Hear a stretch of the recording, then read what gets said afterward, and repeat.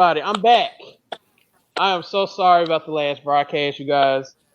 I got listen. I'm gonna be honest with y'all. I forgot to hit add everybody in, and so I'm sitting here talking to myself, wondering why can no one hear me, and I just didn't hit add. I feel like such an idiot. But we here. I'm here. Hello, everybody. Thank you for tuning in. I'm gonna share this link out here in just a second. Let me go back to my comments here. I'll do that in a minute. Hello, Chantel. Look at Chantel. Hey, right on in. Can you hear me okay, Chantel? Thank you so much for showing up. Ultimate Black Man Radio here. I got a real good show for you guys. Thank you so much for tuning in. I really appreciate it.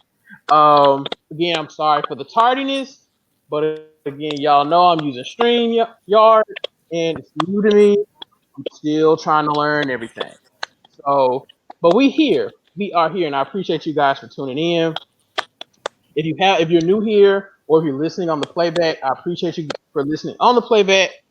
Go and hit the like button, hit the subscribe button. Thank you, Chantel. And if you want to donate, the link is in the description. I'm going to try to keep this program short. I say that every program, and then we're sitting up here 2 hours later still talking.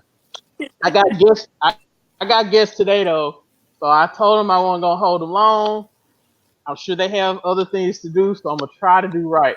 Y'all know I get to flowing, and then trolls come in, I have to roast their ass, and y'all know how I get sometimes. Anyway. Today's show is about what do women truly want. Um, I see a lot of niggas online crying about women, and they don't know what women want. And sure enough, women can be finicky, and they change their mind all the time. You can't really trust what women say, blah blah blah, whatever. But I got three thorough women on here. We're gonna break that down in just a second. Um, Thank you, Nicole. Shout out to Nicole. Everybody say hello to Nicole, Nicole Michelle. Thank you for coming through. I'm looking good. I sound good. If I'm looking good and sounding good and you say I'm good to go, I'm good to go, Nicole. I appreciate it. But I got three thorough women on here that are going to answer that question. We're going to chop it up. We're going to have a good time. If you coming in here to troll me, I promise I'm going to get you up out of here. I'm going to roast your ass first. Then I'm going to delete you. Because last broadcast, we had a whole lot of them come in. I'm going to say this at the beginning of the broadcast from the bottom of my heart. Fuck you. You trolls can go to hell. I really mean it. I sincerely say that. They've been trolling me on my Facebook page. They troll me on my YouTube page. They try and report me. I don't give a damn. Y'all know how I am. So if you come in here and you're going to get disruptive, I'm gonna roast your ass first, and then I'm gonna get your ass up out of here. So with that being said, I want the ladies to introduce themselves first. I have a question someone wanted me to ask the ladies, and then we will get into our discussion. Frank will be here at 7:30, so he's coming later for people looking for him. But I'll start with you, Sage, then Kiara, then Nikhil. Y'all introduce yourselves and let everybody know who you are. Okay, I'm Sage Lachey, and I'm 20. Well, I'll actually be 27 August 20th. So yeah, I'm getting old, getting up there. Hey, you I'm 26, from Sage? yeah. Oh my God, you such a baby. I'm young, my old ass. Go ahead. I'm sorry. I'll be 27 August 20th, and I'm feeling it. I'm feeling it every day. I'm from New Orleans. Been living here for what the uh past 18 years. I originally grew up in Boston, and then I came down here with my grandmother, and I stayed even after she passed.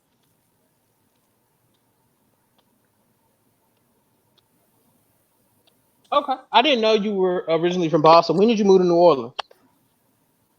I think I was probably about 10, 9 or 10. Oh my goodness, and you picked up that New Orleans accent. You thought you was down there your whole life.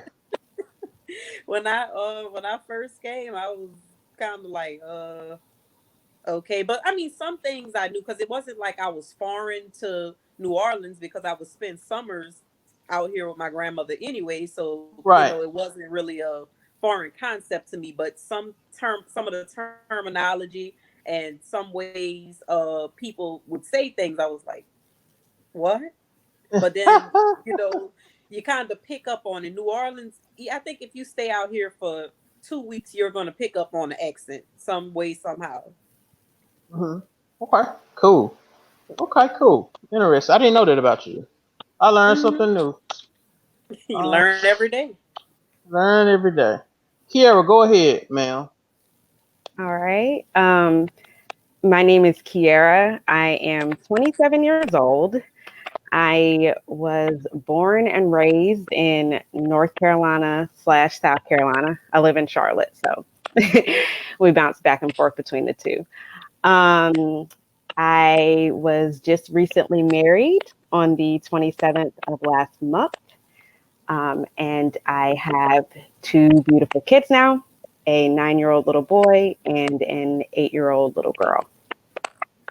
Hey, Kiara, congratulations. I already told you congratulations before. I was giving you a hard time. I said you are Thank you. Mrs. now. You got your degree in MRS, as Nicole would Yes. say. All right, cool. So, Nikhil, go ahead, ma'am. Hello, everyone. My name is Nikel Young Love, and I am 35 years old. I am from Austin, Texas. I wasn't born in Austin, but I've been here since I was like 8, so I've been here a very long time. I'm also a business owner. I own Cold Black Curls, which is a hair and beard product for those who are looking to keep their beards and hair healthy. The ingredients are organic and natural ingredients. Um, and I guess that's pretty much it. That's right, Nikhil. I keep forgetting that you have a business. I would have gotten the screen. I would have gotten your information and posted it while we were talking. Ah, but I'll make sure I post it afterwards. Give me a second, guys. I'm going to read you guys something here. I had someone that wanted to ask me a question. I already told this young lady how this situation is going to go, but I want to ask you guys. As you can see, these are three thorough women. Have a married woman on the panel, so we'll have a different perspective on what women truly want. Because I get this asked a lot to me. Hmm. What do women want? A lot of fellas ask me because they act like they're so clueless. But before we get there, I want to read you guys something. Now, she wants me to go into a lot of detail. I don't really have a lot of time to go into a lot of detail. So I'm gonna give you ladies the cliff notes, and I'm gonna read to you um, the situation as it is now. And people that are listening on the replay or listening into the chat, feel free to leave your comments below so we can help this sister out. Okay. So basically, she is seeing a guy, and her and the guy have been dating, I think, 2 to 3 months. And she tends to think that they are exclusive. One day that they were gonna meet up and they were gonna go out.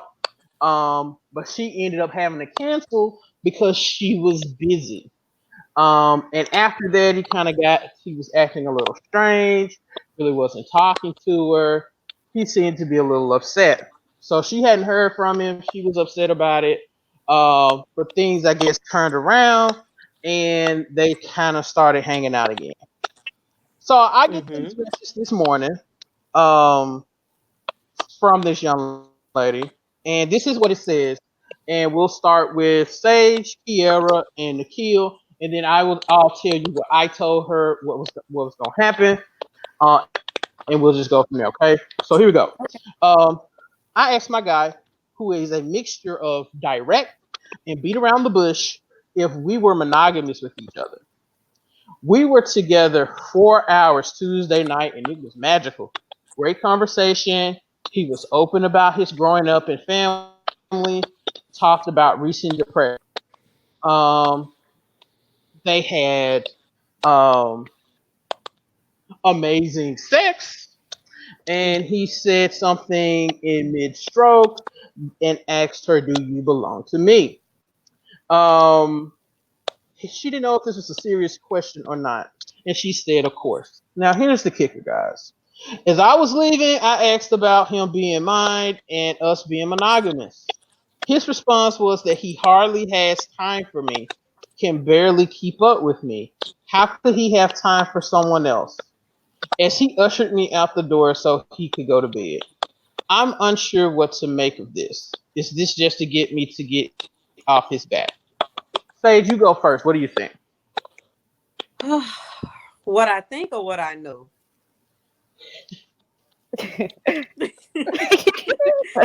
Okay, what I know is, I mean, I'm not going to sit here and pretend that I'm innocent. I mean, I've been a college student. I'm actually a college student again. I'm getting my master's right now. Did she happen to disclose her age? Sorry, I missed that. She is 35. Oh, so she know better. So I can't even say this is a college hookup. You experiment and you're trying to learn yourself and you messing with different people just to see what it is you want. She knows better. And I mean, I've always had this theory. I feel like if you have to question someone personally, write in or however you're going to send a message, you know something is wrong and you're looking for validation or you're looking for someone to uh I guess kind of pat you on the back and kind of stroke your ego maybe. But I personally feel like the guy, I, when she canceled the date, I'm wondering how did she cancel that date? Did she do it in a manner where it was like disrespectful, or did it come off as kind of flaky? It Because came it off as seemed kind of flaky. like that, and that's what I'm thinking. Because if this guy was like truly interested in her and he genuinely got upset because she canceled this date, I'm wondering if maybe she did it in like a flaky way that made him look at her like, okay, you know what? I liked her, but I'm good on her. So I mean, we can have sex, we can have fun or whatever, but other than that, nothing more. And like I said, I'll go back to, college years when I was like 21, 22.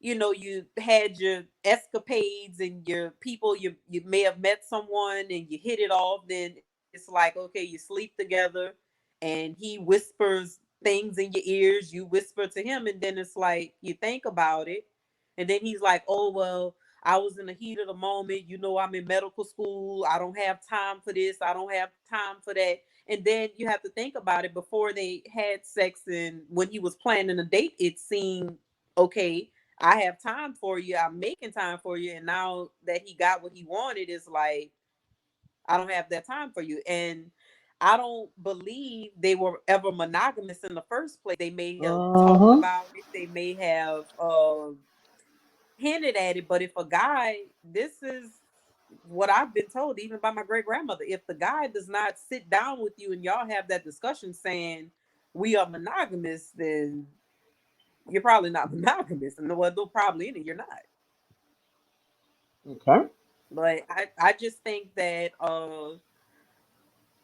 depending on how it was that she approached the situation, the guy was like, well, look, I don't really have a use for you. I mean, I was interested in you or whatever. But then again, is she, I don't really want to sound mean, but is she naive? Because I've met guys, you talk on the phone with them, they promise you the world, tell you what you want to hear, but then the actions show something different. And some women are just so caught up on words. Oh, well, he said this and we're going to do that and we're going to go here. And then when the guy does not deliver that, instead of them pulling back or running away, they have this false sense of hope that this guy is somebody that's for them when they should have been investing their time somewhere else. So Okay. I don't know. Sis sounds like she's leaving out some stuff, and she sounds like she's a bit delusional about a few things too. Because like I said, I can kind of excuse some behavior. I can excuse a little bit of you being naive if you're young and trying to figure it out. But I mean, 35, you're seasoned and you know better. Okay. Good answer. Kiara, what do you think, ma'am? I would have to say that I definitely agree with the ideal that, to me, from the information you've given us, it doesn't sound like they ever were monogamous. Um, I agree. When a man is interested in being monogamous with you, the experiences that I've had, they don't hesitate to tell you that. They really don't. So if you have to ask him, and if you don't get a direct yes, that would lead me to believe that you were not monogamous at all. And that, I mean, as far as the intercourse went and, having something whispered in your ear, I mean, okay, we've all had stuff whispered in our ears before. Mhm. It doesn't, Uh, you know, I mean, oh my god, I am so guilty, girl. This is mine. And she just sitting up there. I mean, Oh it's my the god, truth. could not believe I it. mean, I don't want to sound like a man here, but it is the heat of the moment, you know? And that ain't love. I mean,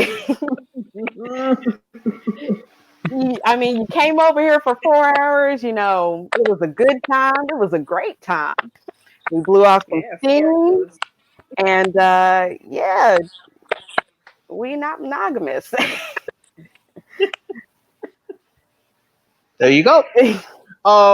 Nikhil, my dear, what do you have to say? I have to agree with both ladies, but I also want to add this. I think that when a person desires to be monogamous with someone, that's a conversation that has to be had before sex. Like that Mhm. person needs to know that's what you want and that's what you expect. Now, whether or not they will deliver, that's a different story. So I feel like you can't have sex with someone and then after the fact, now you want to talk about being, in a relationship with this person. You can't do that. Mhm. Because I mean, the person at that point, he may or may not take you serious, and then even if he does, I mean, who is to say, he's just saying that just to, to continue having, sex with you or whatever it is he may be trying to get out of you. And also, I want to add that I think one of the other ladies hit on this point as well. When a man desires to be serious, when he's serious about settling down and being with one woman, he's going to let you know that. He's not going to hesitate. He's not going to beat around the bush. He's going to let you know out the gate. That's been my experience, Mhm. and the majority of my friends who are married, that's been their experience as well. I mean, Mhm. and I don't know how old. How old did you say that the lady was 35? I want to know how old the man was, because if the man was 35 and older, that's almost expected, because it's like, Yeah. come He, on, you're getting older. I think he's Mhm. So 40. He's okay, so 40. then that speaks to it too. If he's 40, I mean, if I'm a 35-year-old woman and I'm looking for a serious relationship, then I'm looking for a man who wants to settle down. So I'm Right. looking for a Mhm. man who would tell me or come to me, or we could have the conversation about being serious and where this is going to go and the steps that we both are willing to take to get there. So, but yeah, I think the most important point is that conversation that should be had before sex, always, always, not after, before. And it's a real conversation. It's not just some, I like you, you cute, real conversation about, how, what each other want and expect and all of that stuff that comes with being in a monogamous relationship. Huh? Good answer, Nikhil. Good answer, all y'all. Y'all, those were good answers. I'm gonna just read y'all what I said. I'll touch on this real quick and then we're gonna move on. So I said, Okay. sounds to me he's using you for a sexual outlet. It's definitely not worth the energy. He basically told you all. He basically told you that you two are not exclusive. That's a huge red flag. Men use sex to take advantage and control you, ladies. Stroke you real good and ask those type of questions whispering in your ear. Men know that confuses you, and it makes it hard for you to move on. He has full control now, and after he gets his release, um, he's back. It's going to be back to how it was. I could totally be wrong, but he basically said that you two are not exclusive. Um, Ladies, Stop Mhm. smashing these dudes too soon. Stop smashing these niggas too soon. This is how y'all get caught up. He stroked you down. He's whispered these sweet nothings in your ear. He knows that he has you where he wants you. He's caused all this confusion. And you sitting over here, you don't even know if y'all are monogamous or exclusive or not. Mhm. So you put yourself in a really bad situation. And I'm telling you, as a man who has done this, you put yourself in a real bad situation when you hop in bed with these dudes too soon. Stop doing it. And we say this, I'm not even telling you don't smash them, but god damn, can you wait 4, 5, 6 months? Shit. I mean, it's y'all, some of you ladies are worse than these men when it comes to having Mhm. sex. I've never seen anything like it. And you guys get so attached because you try to bond over sex. And really, what it is, you have all this unhealed trauma and all these issues going on that you haven't addressed. And you try to use sex to fill that void. I'm not talking about this young lady in particular, but usually that's what you try and do. And when that doesn't work, you feel empty, you feel like a dumbass, etc., etc., etc. So I feel like personally, he done told her. Anytime men answer like you shouldn't even be questioning if you're monogamous or not, and you let him sleep with you. Exactly. Like, come on now, Exactly. like you letting this man smash you, and you don't know if y'all monogamous. Like, and I get emails like this all the time. I get inboxes like she is not the only woman that inboxes me stuff like this. I could read 5 of them right now. And it's the same thing. They sleep with these dudes too soon, and then it causes confusion. And you can the whole being busy and everything. I feel like you make time for what you want. I Yeah. do think she hurt herself by saying that she was too busy, and this man had already made plans to spend time with her. Mhm. She says that she could not help it due to her job, and I understand that. They're both two Mhm. busy individuals, but like I said, you make time for what you want. So she kind of hurt herself there, but still, you're Mhm. questioning if y'all are a monogamous couple and y'all been dating all this time.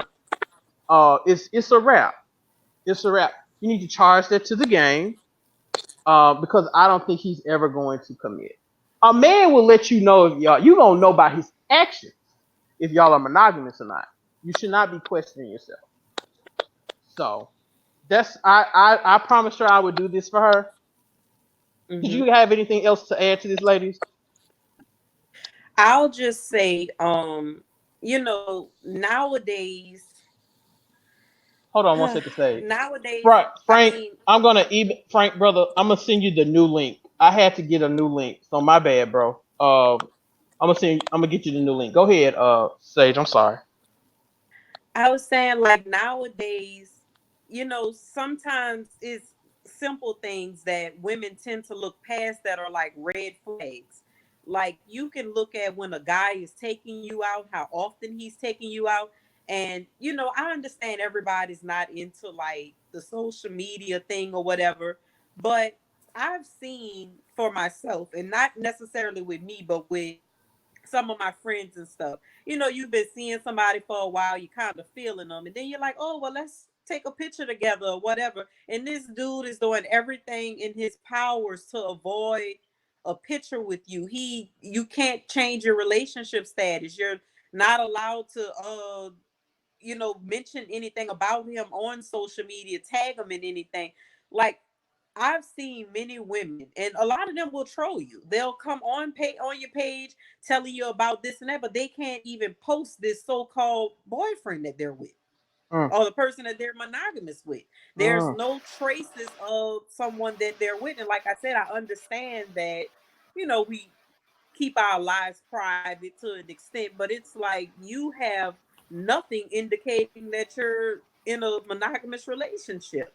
And this guy is doing everything in his power to basically show everybody else, hey, I'm single. Because I've even seen guys, okay, if they don't have um photos and stuff of their significant others, they don't post these I don't really want to say attention horror. They don't really post these statuses and posts that basically invite women into their inboxes and DMs while making themselves look available. So Mhm. you just have to look at signs. And like I said, anytime you have to question anything, you know something is not right there, because any guy that I've been with who wanted monogamy, it was discussed, and it was like, okay, we're gonna post pictures, let's change our relationship status. You meet my family, I meet your family, or if you want to just take it sometime, you meet friends first, and the friends kind of judge the once you start talking really serious, I see a extreme future with you, then you meet the family and all of that. But a lot of women, and I'll say this, a lot of women use sleeping around is like a defense mechanism. Like if you look on some of these dating Mm-hmm. sites, a dating site, That's a these good women will point. put, I'm Mm-hmm. I'm looking for just friends. Why are you on a dating site to look for just friends? So what I feel like is a lot of these women, they have nothing to offer, and they know that they have nothing to offer, and a lot Nothing of to them offer have but like hot emotional ass. baggage. They have nothing to offer but hot Huh? ass. That's it. A hot Exactly. ass. That is it. And it's like I know I'm not worthy of a relationship. I'm not worthy of marriage. So I'm going to put on this dating site. I'm not looking for nothing serious, but even though I'm saying that, I'm hoping for something serious, but if something serious don't happen, I'm not disappointed, because I've tricked my mind and this person into thinking, oh, I'm not looking for nothing serious at the end of the day. So some women do that, and for whatever reason, they feel like they're what's the term? Savages, where they can Mm-hmm. sleep with men and don't catch feelings and all that. But a lot of the time, to be honest with you, that's just a defense mechanism, because she Mm-hmm. knows the type of men she attracts are not going to commit to her. So it's like, okay, I'm gonna burn myself before they burn me, and there's no feelings hurt or anything, because I wasn't really expecting anything. I was hoping for it, but at the end of the day, I'm not expecting anything. Mm-hmm. So I ignore people like that. I'm like, you really go on a dating site just to say you're looking for just friends, nothing serious, and all this other stuff. You can find friends on Facebook. You can find friends on Instagram. Why you Man, you listen. purposely get on a All these simps and white knights running around here on social media, you can find you a con ass nigga to just be your friend with your goofy ass. A lot of these chicks are so right? damn goofy, and they think they smarter than everybody. That's what kills me more than anything with a lot of chicks. A lot of these women think they so goddamn smart that they end up quote unquote outsmarting themselves, and they put themselves in these predicaments where they come out on the losing end. Like if you, I mean, there are plenty of losers and goofy niggas online you can go be friends with. They all Right, on Facebook, plenty of them. But you take your right. stupid ass dating websites, talking about Yeah. I just want to be friends. And then he smashed And and don't hit get the me wrong, bottom the of your ones damn vagina. Then if you catch feelings and you want more, then exactly. you come inboxing me saying, "What can I do?" And then I have to break the news to you and say, "It ain't a damn thing I can do. It's over with. Charge it to the game." No. And you're so emotionally invested that you can't charge it to the game. Like it's so hard for you to let go. That's really a lot of what I see. Like when they come to me and they ask these type of questions, they cannot let go because a lot of them know it's over with, but they feel Hmm. like they've been outsmarted and then they have emotionally invested. And that's another thing a lot of women have to stop doing. Stop emotionally investing in these niggas that have not invested in you financially. Y'all sitting up here Yeah, giving your heart to a nigga that wouldn't buy you a happy meal. exactly. Like, cut that shit out. Now, Yes. I'll have trolls. They'll say, "Oh, that's simp talk." No, that's smart talk. Because a lot of these niggas are out here damaging these women, ruining these women, because they promising them all these things. A lot of women can defend themselves by making these dudes prove that they are serious.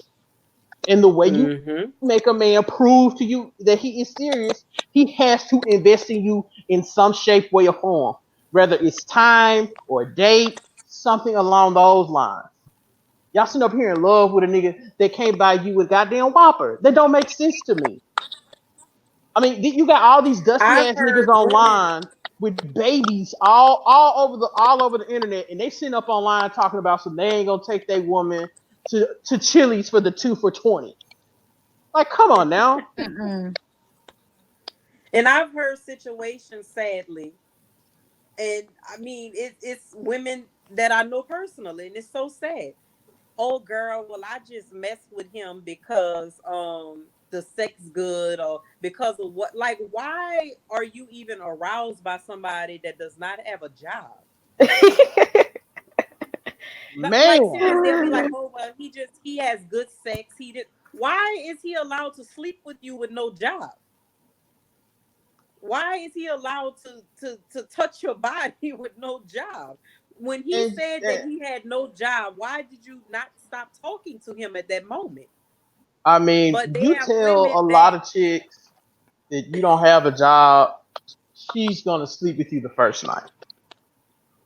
and it's Tell her sexy you to them for some unemployed. reason.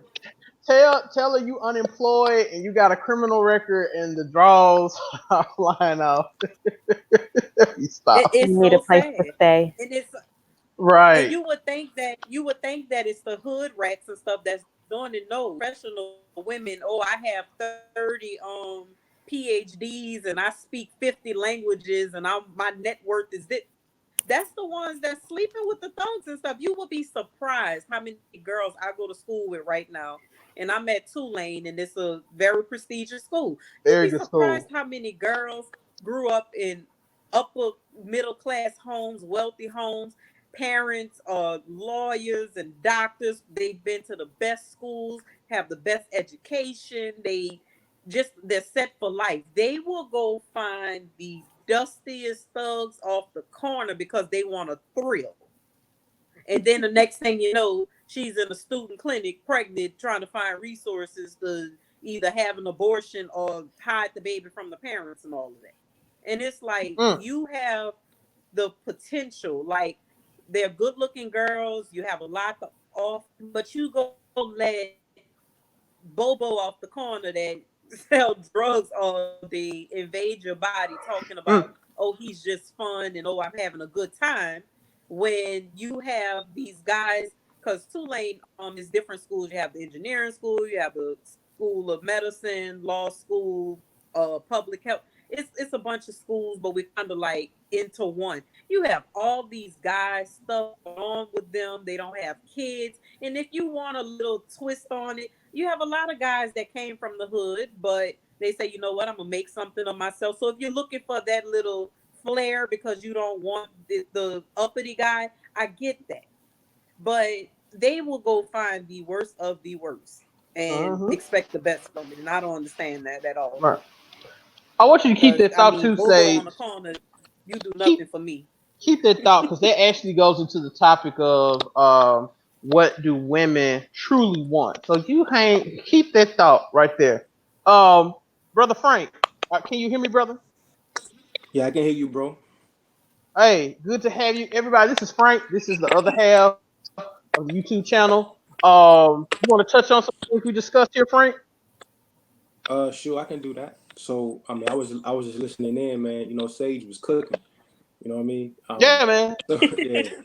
So, but Hey, man, she was frying some fish. Goddamn yeah. it. Um, but but I would just piggyback on what she was saying. Like being here in DC, like I work in the federal government, and what she's saying is true, especially here. You know, you have ladies who work here, make all kinds of money, very successful, and a lot of them date, Walmart Tavius, or they're in love with him. You know, he drop her off at her job, and he has her car and drives around in it all day and bring it back without putting gas in it. You know what I'm saying? So it's an everyday routine. But I would say, you know, a lot of women who do that, because I kind of think about the psychology of it, and I think about mindsets, and I ask myself, well, why would a woman do that? Why would she? She's beautiful, she's successful in her own right. Why would she deal with, a loser, a lame? So, but to me, it's all about confidence, and it's about not necessarily how she appears to us, but what she sees in herself. Because a woman who is confident in herself wouldn't even give a guy like that the time of day.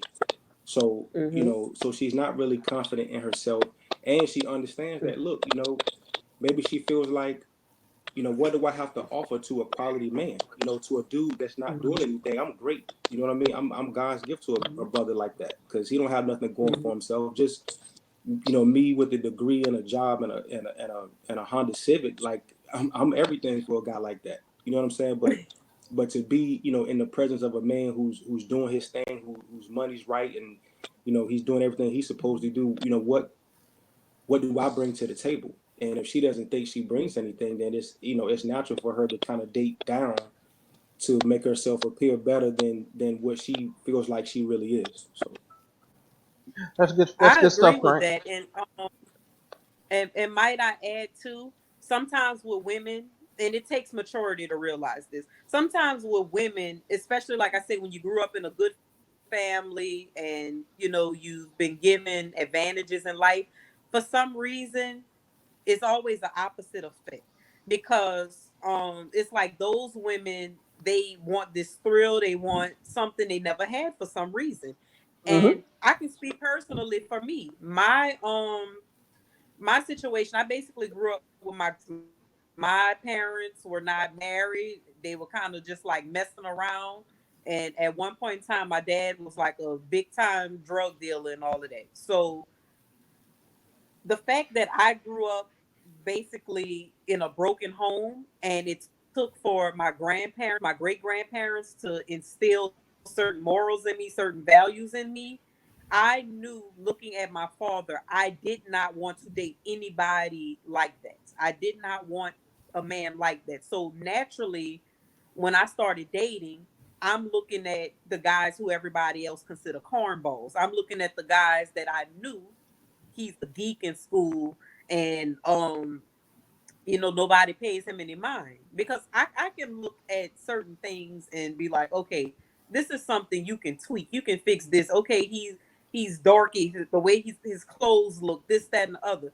If you are a feminine woman and you talk to this guy, he cares about you, you care about him, it's little small hints. Hey babe, I think you'll look nice in a nice button down. You ever try growing your beard out? Just little. You basically have this quote unquote geek, and he has an awesome personality, and he hasn't given himself out all to the community. No women have stories about him and all of this. He has great qualities. He can provide. He's, like I said, awesome personality, everything. That's what I was interested in, because I knew that you could take a geek and turn him sleek. And you have this wonderful man under the things that most women passed him up for. And a lot of women use that as an excuse. Oh, well, I don't like the way he dressed. I don't like this and that. But the thugs and the bad boys are giving them what they think they want. And then it takes for them to be abused 5 or 6 kids later, and then you realize that you should have been paying attention to Timothy from science class in the 10th grade, because he has something going on for himself, and he's buffed up and filled out and nice looking and ready to have a family and all of that. Like, that's what a lot of women don't look at, and Mm-hmm. it's really That's sad. right. Good point. Good Let point. me add something to that. Go ahead. Go ahead, Nikhil. Go ahead. I just want to say, just because a person grows up in a certain family or a certain side of town, or they have all these degrees and what they work wherever, that does not mean that automatically goes with them knowing how to pick and choose men. That's Right. an actual skill, and that's actually something that is learned, right? So that's why I like Nicole Michelle, because she's literally teaching women how to be feminine. She's teaching women how to pick and choose men.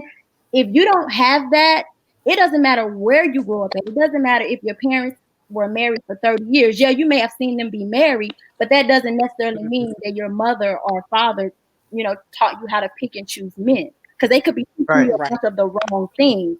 So I just want to put that out there because I think sometimes we think that, oh, well, she's a beautiful girl and, you know, she came from good parents and she came from this, but she can still be busting it down for Tyrone and Ray Ray. I mean, she's a woman, you know, she's capable of being, you know, manipulated and whatever else comes with that. She's just like any other woman. So, you know, being able to choose a man, that's an actual skill. And I will admit this. I mean, I grew up with my parents and I learned certain morals and things like that. But to actually learn how to pick and choose men and be taught that, you know, like a curriculum, that's something that I learned later in life. You know, that's something that, I mean, yeah, I had the morals and the, you know, keep your legs closed and all this kind of stuff, but actually picking and choosing men and qualifying the right men, that was something that I learned a little bit later in life. And, you know, that was something by, you know, listening to people like Nicole Michelle and, you know, I'm not going to name a bunch of people, but so on and so forth. So I think we need to also put that out there too, because again, that's something that we should be teaching. That's something that should be taught. It should be an actual school. You know, women should want to pay whatever it is that they need to pay, because that goes hand in hand with family. That goes hand in hand with, you know, raising your children, satisfying your husband, satisfying yourself. I mean, whatever, it all intertwines together. So I just want to say that. You know, the feminazis not letting that happen in the school system. Hell no. You know, the feminazis That's a fact. are not having it. That is so true. Kiara, did you have anything to add right to that? Right before I graduated high school, like they cut off home economic classes, and I'm like, why would you cut off such an essential skill for people? Right. And they were like, oh, because that puts women in a situation where they feel like all they have to do is cook and clean. I'm like, so what about the men that are in here? Like, just forget them, right? Right. Right. So, Right. Kiara, did you have anything to add to that? Not for now. Cool. Yeah, I think every point that I might have brought up. Yeah. Yeah, they got it. So y'all, all of you made really, really good points, and so this leads me to again the whole topic of the show today. What do women truly want? As I started to, you know, get more into YouTube and posting more content, a common theme that I've seen a lot of men complain about is that they don't know what women want, Right. because women don't know what they want, right? So I hear this a lot. I'm in a lot of secret groups a lot of people don't know about, and that's what a lot of dudes complain about. In the manosphere, that's what a lot of men complain about. On Facebook, that's what a lot of men complain about. I don't know if anybody here is on Twitter a lot, but on Twitter, this is a common thing that's always discussed. Women don't know what they want. What do they truly want? So I was like, well, let me go to the source and let's find out. So I am going to start, and I want you, in your definition or in your own way, tell us what you feel women want, and then we'll do Nikhil, and then we'll do Sage. I think that first and foremost, women want stability, and not just stability in an economic standpoint, but stability as far as emotional stability. I feel like it's hard for me to say, like, in general, oh, what do all women want? But I can say, when I found my husband, what quickly attracted me to him and what I realized I liked about him, and grew to love about him. And I encourage qualities that I encourage other women to look for as well in a mate. So for one, he was stable. So I actually met him when we both were at work at the time. And he was very outgoing. And of course, When I met him, I knew his occupation. I can't talk about his occupation, but when I met him, I knew his occupation, and I knew instantaneously, okay, this is a man that works hard. He works hard. And, you know, he did not hesitate to introduce himself, to go after me, and to get to know me. After that, finding out that he was a single parent to a daughter that he had primary custody of, that showed me, and then after spending more time with him and his daughter, that showed me that this is someone that is also family oriented. And I knew that, well, I have a son myself and I want a stable family. And then, you know, going from there, I would say the biggest thing for me was, you know, is this person family oriented? That was my biggest driving factor in what drew me to him and what encouraged me to settle down with him. So stability and the fact that he was a family man. I do like the point that you mentioned that he was a single parent and you were a single parent. And that's what kind of drove you to kind of give him a chance or entertain him, because he seemed that it was more attractive to you seeing that you already had a child.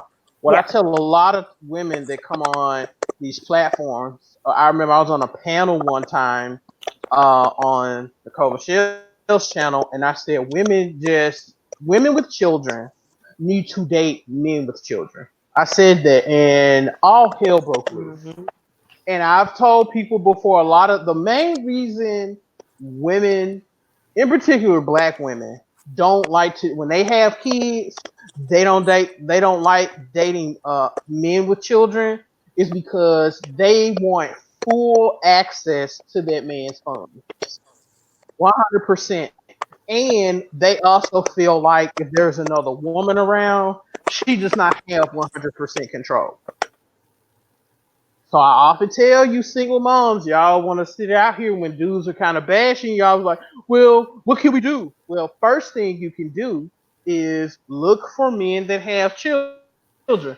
Now, granted, most black men that are single, meaning they're not married, don't have children, right? Most don't have children. So it's going to be a little more difficult for you to find a partner or a spouse. It is. It's just how it's going. It's just the way things work. But if you guys focus more on being with other single parents, then things will work out a little bit better for you. I've talked about that a lot. And I have a woman that's now married on my panel saying, hey, I saw this man had a child. I wanted a family. I was in there like swimwear. Now she's married. Yes. And you're a stay-at-home mom, right, Kiera? Yes, I am. So you goofy bras that come on here and argue with me all the damn time on Nicole's page and on her channel, I got an example of a woman that found a man that had kids and she's able to stay at home.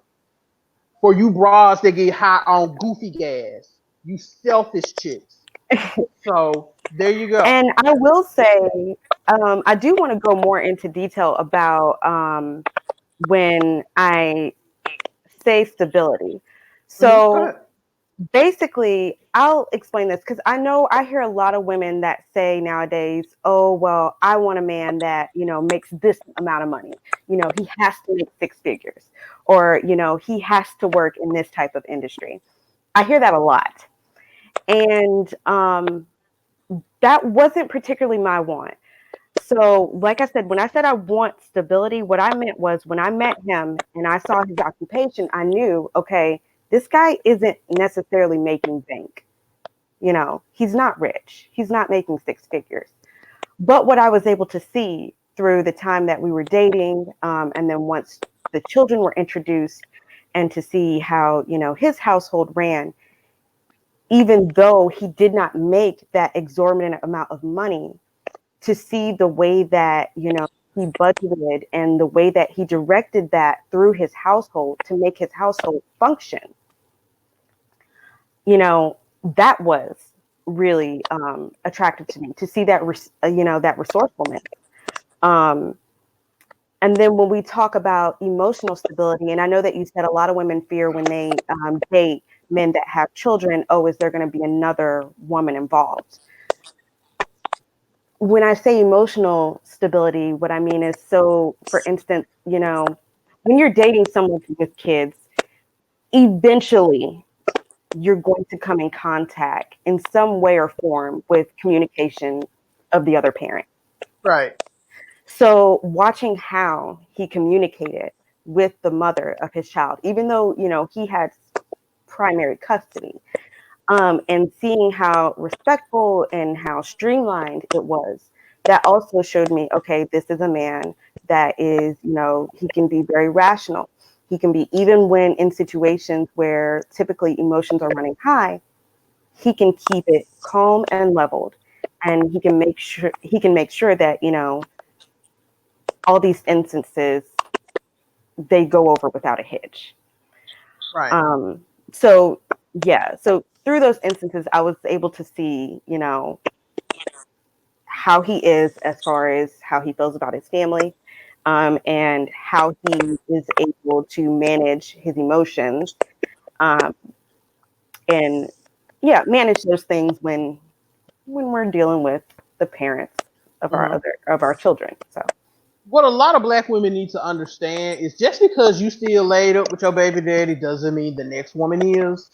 Just because you have low standards and self-esteem and you don't know how to let that dusty ass nigga go doesn't mean the next woman doesn't. And I think that's what a lot of chicks, how a lot of chicks feel like, oh, they're still buddy buddy, and you know, I still lay up with mine, so you know, he has to be laid up, you know, yeah, with the baby. It don't and work like that. that's definitely not the case.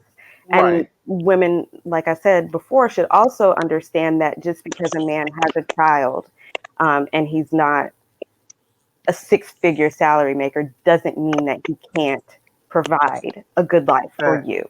Fact. Um, Fact. I'm living proof of Fact. that. So Fact. Nikhil, what do women truly want? I think that women, at the very least, all women want to be provided for and protected. Now, Oh no, wait a minute. you said protected. That means money. Uh oh. Absolutely. Uh-oh. Absolutely. Oh Yeah, hell. because how that how they may process that, or their idea of what that looked like, can vary depending on, it could be where they were raised, it could be how they were raised. I mean, it's all types of different factors that can play into that. But for example, if you have a woman who, you know, she likes the guy that's on, you know, his tempers are high, he'll, you know, punch somebody, you know, he doesn't really have much reason. You may see him as, oh, he can protect me because he's a really badass and he can protect me. That may be how she processes that. She's looking at that type of behavior as the type that, you know, he's going to be able to protect me, not truly understanding or truly realizing that that is not necessarily, you know, a man or the type of behavior that is able to protect her. So again, it's how she's processing that. And I think a lot of women sometimes, they look at, you know, the bad guys or the guys that's getting into trouble, the guy that packs a gun or whatever, and they're like, oh, you know, he's bad enough, he can protect me. She's processing that as, oh, he can protect me, and not the other way around. You know, not that, oh, he may be dangerous, or, oh, you know, let me really, you know, let me get to know this guy, or, you know, really see what this guy is talking about before I even let him come near me or whatever. But I think that at the very least, all women, all of them, I don't care who they are, I don't care whatever, all women, even women that go the other way, that like other women, at the very least, they want to be provided for, aka some type of financial stability. Mm-hmm. Again, they may be reading that wrong. It may be a little dysfunctional in their idea of it, but they want that. And then, of course, being protected, somebody who is going to stand up for them or protect them. Again, they may see it a different way. They may read it a little bit different, But I found that a lot of women, you know, that's what they say they want, and then when you're looking at their actions or their behavior, it kind of speaks to, okay, that's what they want, but they're not they're not receiving it, or they're not letting the right guys in that have, you know, the behavior that matches what they truly want, something that wouldn't hurt them or harm their family. Hopefully that makes sense. That did. That made a lot of sense. That actually made a lot of sense. So we got stability and provide and protect. Now, a lot of the MGTOWs and incels and manosphere, nigga, and all these other group of dudes, when you mention provide and protect, they get a little upset. Ain't that right, Frank? Facts. Nicole I have blocked so many dudes on her channel. I call them Naruto headband wearing ass niggas because they hide behind these avatars and they go on channels where it's, you know, catered to giving women advice. They do it on Sheer's channel too. Sheer 7. I see all these dudes in there just trolling, and I have blocked so many dudes coming up in the chat, and when she says provide and protect, they automatically get mad. They have all these conniption fits, and they be about to stroke because we mentioned providing and protecting. Okay, Like, dudes real deal get upset in their feelings about it, and they troll, and they get to talking disrespectful. They'll say she's a gold digger. How dare you? And like, I mean, I probably in the past month blocked about 30, 40 grown men, by the way, grown men, saying that, you know, well, what's she bringing to the table? We mentioned provide and protect, and these niggas talking about some, well, what's she bringing to the table? And this is the thing. I understand a lot of you niggas were raised by your mom, and you didn't really have a father figure in the home, and that's her fault. She was out here hoeing around, and she got pregnant by didn't want her, and he don't went on about his business. You just didn't have a father in the home that showed you how to provide and protect. I understand that, okay, but it just comes a time where you need to grow up. We'll even have married men. Yeah, you got to provide and protect in order to be able to keep these women sustainable, and they'll get mad if they don't troll them. It just comes a time where you have to look within yourself and understand that what you're doing is not working. Okay, you troll ass niggas. One of the things Go ahead, Nikhil. One of the things that I always ask any guy is, when you're like, do you even want to leave a legacy? Because most men want to have some type of a legacy or leave a legacy.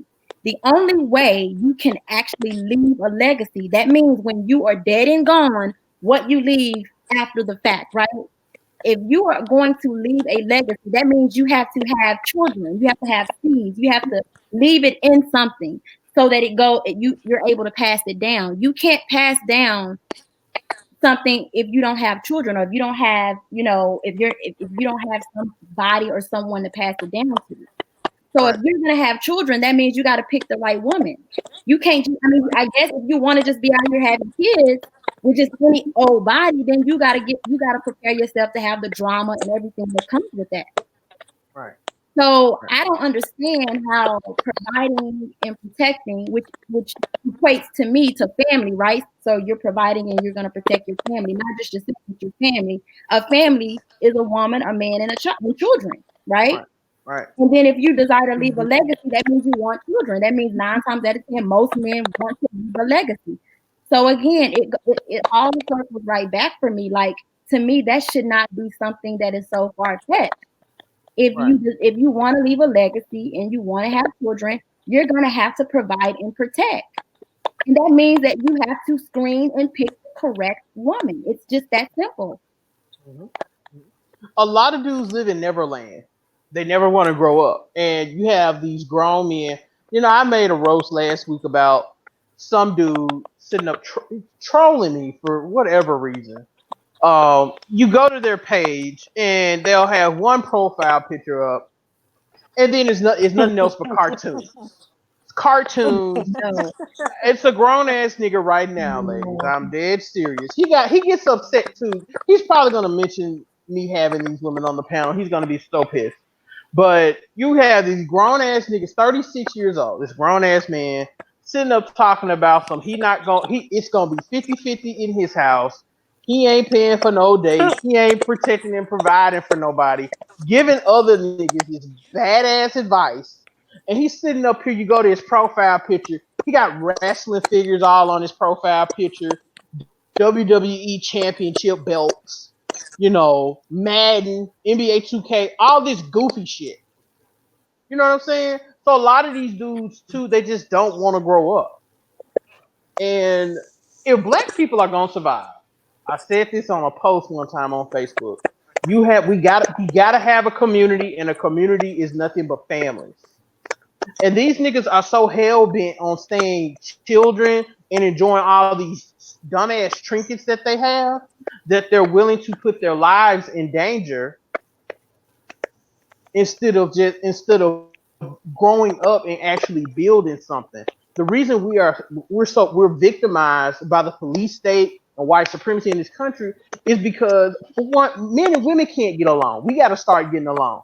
We don't have any kind of community. That's why these cops can run up in our communities, shoot us dead, and they know nothing's gonna happen to them because there's no sense of community here. We got too many dusty ass niggas and hurt women arguing with one. We can't even agree on who should pay for the first damn date. Oh my This shit god. pisses me off. It makes me so mad that I have these dusty ass niggas with anime avatars sitting up here talking about so they're not gonna pay for a date. Now they want to get in your drawers and they want Right. to smash all goddamn night, but you can't scrounge up 30 goddamn dollars and take the girl to Chili's or Applebee's somewhere. You don't even want to do that, and then you want to run up in here and shoot your ass. Like this shit really it be pissing me off, and I have to argue with these dumbass niggas all the goddamn time. I block them. They spend more time making fake profiles to troll other grown men than actually getting their lives together so they can be productive citizens in the community and actually build a damn thing. And I know I go in on Right. women a lot, but I'm getting real tired of seeing grown ass black men complaining about doing shit. You don't see white men or Asian men or Hispanic men or Arab men complaining about building something. They're not gonna Nope. complain about taking a girl to a damn restaurant and paying $50 for a damn meal. But over here in black society, we got these dusty ass broke niggas. I understand you only make 12.50 an hour, nigga, but come on, do better. Seriously, they want to come over here and argue all damn day. And people want to be so cool and so hip. They think that yeah, you got to go 50-50. They think that shit's cool. There's nothing cool about when the rent is due, you looking in your girl's face saying, where's your half? And then you get mad when she leave you and go fuck another nigga. It don't work like that. my question is, if it's legacy, like I'm sorry, I forgot your name that quickly. But the lady before me was speaking about legacy. If it's That's Nikhil. legacy, Nikhil, um, if it's legacy that we are wanting, and if it's community that we are wanting, if you're requiring your woman to go outside the home and work just as hard as you do, and you guys are both doing that, who's nurturing your children? Who's taking Mm-hmm. care of these children? Mhm. And They that don't see means it like that though. at that point you are now putting the responsibility of your children and raising your children on someone else. And Right. you're just trusting that they're going to do it well. And no one is going to nurture and raise your children Mhm. and create a legacy better than that mother and father will. There you So go. That Mhm. bingo. That's They yeah, assume exactly they it. assume that you're just sitting at home being lazy, and yeah, Mhm. I guess for whatever reason you're just sitting at home watching the Housewives. And I'm like, dude, like look past the hurt that you probably endured with some women and realize the benefits that you're getting. Because I've heard some men, I hate to, and excuse my language, a lot of guys hate when women have overly independent bitch syndrome. Well, that I don't need no man, I could do this, I could do that. pay my own bills, blah blah blah. I can't stand when I scroll down my timeline, seeing a man I could cook for myself, raise my own kids, and I'm like, what the hell? I'm like, do you not understand how that feels to be able to walk through the door after you get finished working? You got a hot meal already cooked, so you don't have to cook. The children most likely are taken care of. They just wait to see you. They jump in your arms, hey, daddy, whatever. Homework's done. Everybody's sitting waiting to eat with you. And You we want to can be a little truly enjoy romantic or family whatever. time. That's it. Right. And it's like they don't grasp that concept. They're so busy wanting to be Mr. Man. I can do this, I can do that, that they don't realize the benefit that with the right woman, you don't have to do that. You can relax. She's relaxed. You can get the intimacy you want because she's not worn out. You're not worn out Right. because you guys are each other's helpmates. Exactly.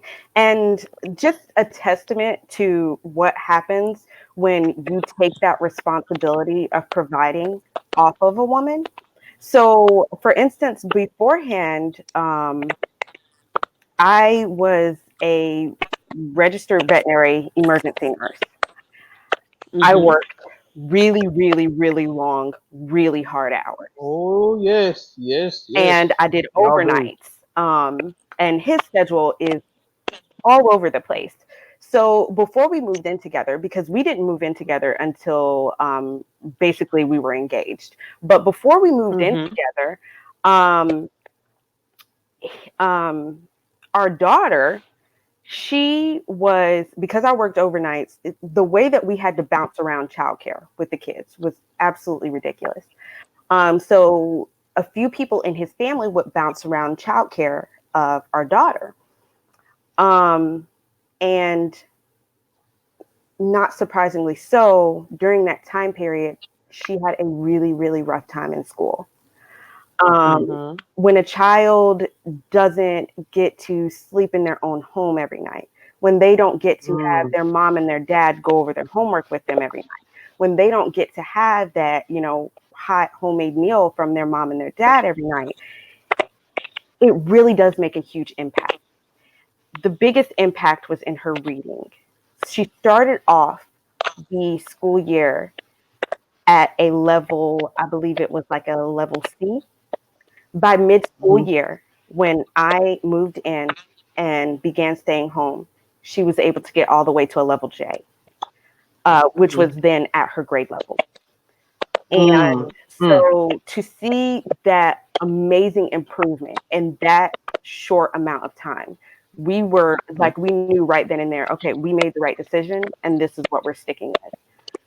Across the board, hands down, we are no longer putting the responsibility of our children on other people. He's like, Huh? I handle providing, you stay home and take care of these kids. Period. Well, let me. Mm-hmm. Well. The thing, Kiera. Let me play devil's advocate, and then I'm gonna let you jump in, Frank. Let me play Okay. devil's advocate here. It's 2019, and you can't It survive take off two of one income. income. It takes two income. Now, see, I got these 26-inch rims on my car, and I got every video game system known to man in my house. But it takes two income to survive in 2019, and ain't no woman gonna live off me. What do you have to say to mushmouth niggas that talk like that? Because there are broadcasts going on right this instant, and Frank can testify to this. There are broadcasts going on right now where there are men on panels saying exactly what I just said. You said, what do I So have what do to y'all say to have to that? say? Anybody can hop in. What do you care? You can go first. What do you have to say to that? Me and saying it's 2019. You can't survive off one income because that's the number one argument to that. Well, we are a family of four humans and four animals, and we survive very comfortably off our one income. Mhm. Does it take budgeting and resourcefulness? Absolutely. You know, I'm not a frivolous spender. He's not a frivolous spender, but we definitely have comforts. We are taking a Mhm. really nice family vacation next week. Um, so, I mean, I feel like if we can do it off of our one income, it's definitely possible. It's nowhere near impossible. Um, and even if it does take supplemental income from the woman, it can be done with just supplemental income, you know. Mm-hmm.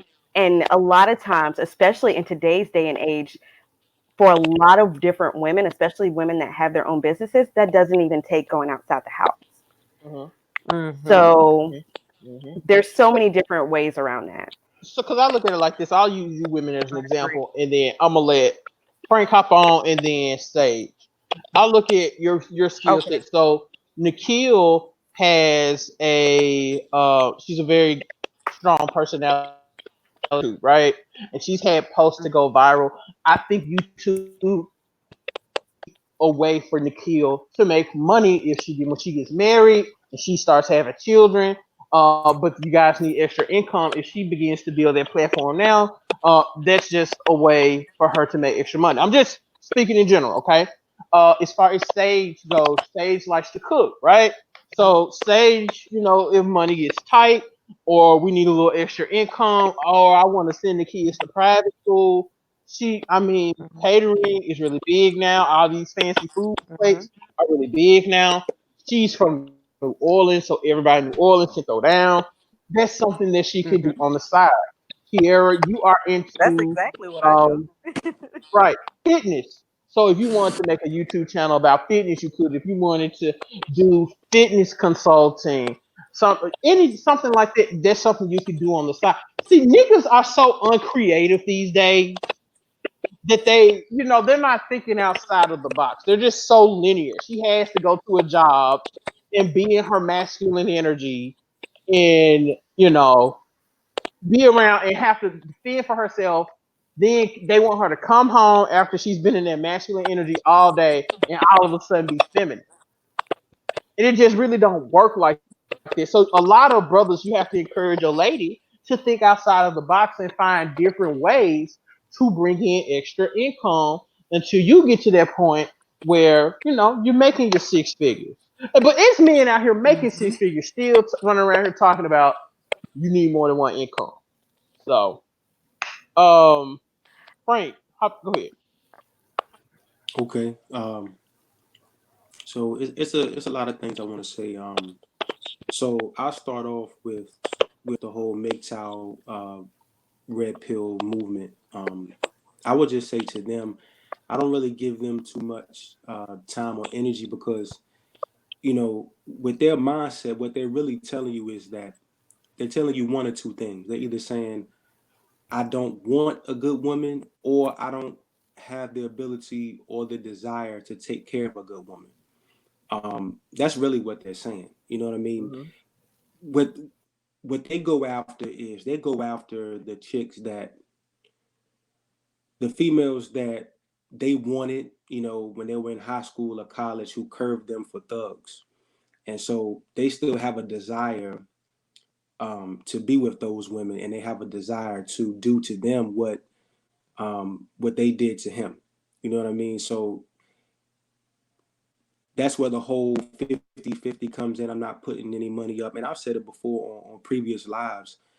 Show me an example. Show me an example of a dude who who just goes out here and just has, beautiful women, just dime pieces all over the place, just falling off of him. And he's not breaking bread some kind of way. He's not paying for nothing. He's not providing anything. He's not bringing anything to the table but, just his frame. And I've never seen it from any of these guys. I know they get online and they talk, and they have their avatars up and you really don't see their faces, but you really don't see the proof in what they're saying. They don't really provide any proof. I've heard guys say, I go out on dates and, if she looks a certain way, I'm going to order for her and she going to get a salad if I think she picked up some weight or something like that. Yeah, Like, just prove dumb that, shit, put just that out stupid there. You shit. know what I'm saying? God, Just it's I would just like to dumb see it. shit. I would like to see stuff like that because people get on YouTube. Unfortunately, in this social media time, people can transform and be who they want to be. You know what I mean? And there's nobody really there to verify it or call them the task on it. So they can get online and say whatever they want to say. But for them, I don't really put any stock in them because they don't really want a good woman. Because if you have a good woman is so precious, man. You know, she's valuable, and that's worth protecting. That's worth, you know, investing in. That's worth financially doing it.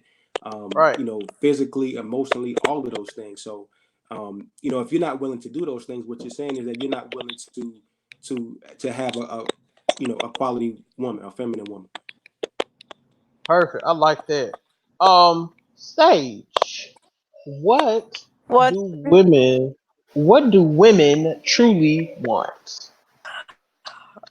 Like I said, I mean, pretty much everybody has hit the head, and you want a provider, you want that stability, you want a man. Also, let me add this: you want a man that has a nurturing side, because often we look at men to be, you know, masculine, and sometimes some guys, not all guys, of course, some guys, they have this extreme alpha male thing going on, that they don't show the proper nurturing to.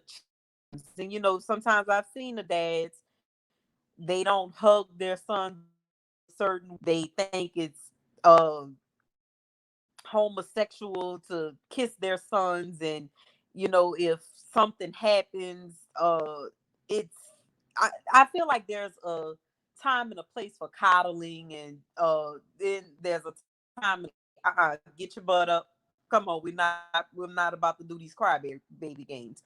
But you know, I look for a man that's in touch with his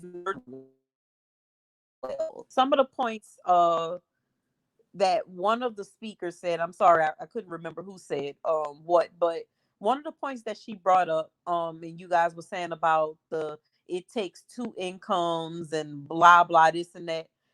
I will speak for myself.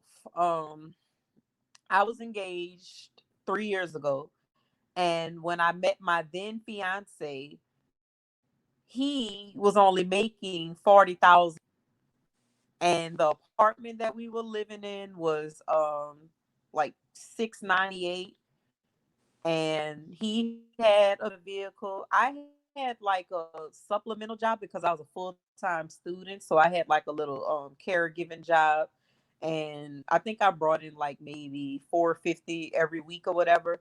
But he paid every bill in the house. He had savings. The money that I made, it went, you know, I paid my car note, I paid my cell phone, you know, because we weren't married, so I didn't expect him to take over my expenses and any of that at the time.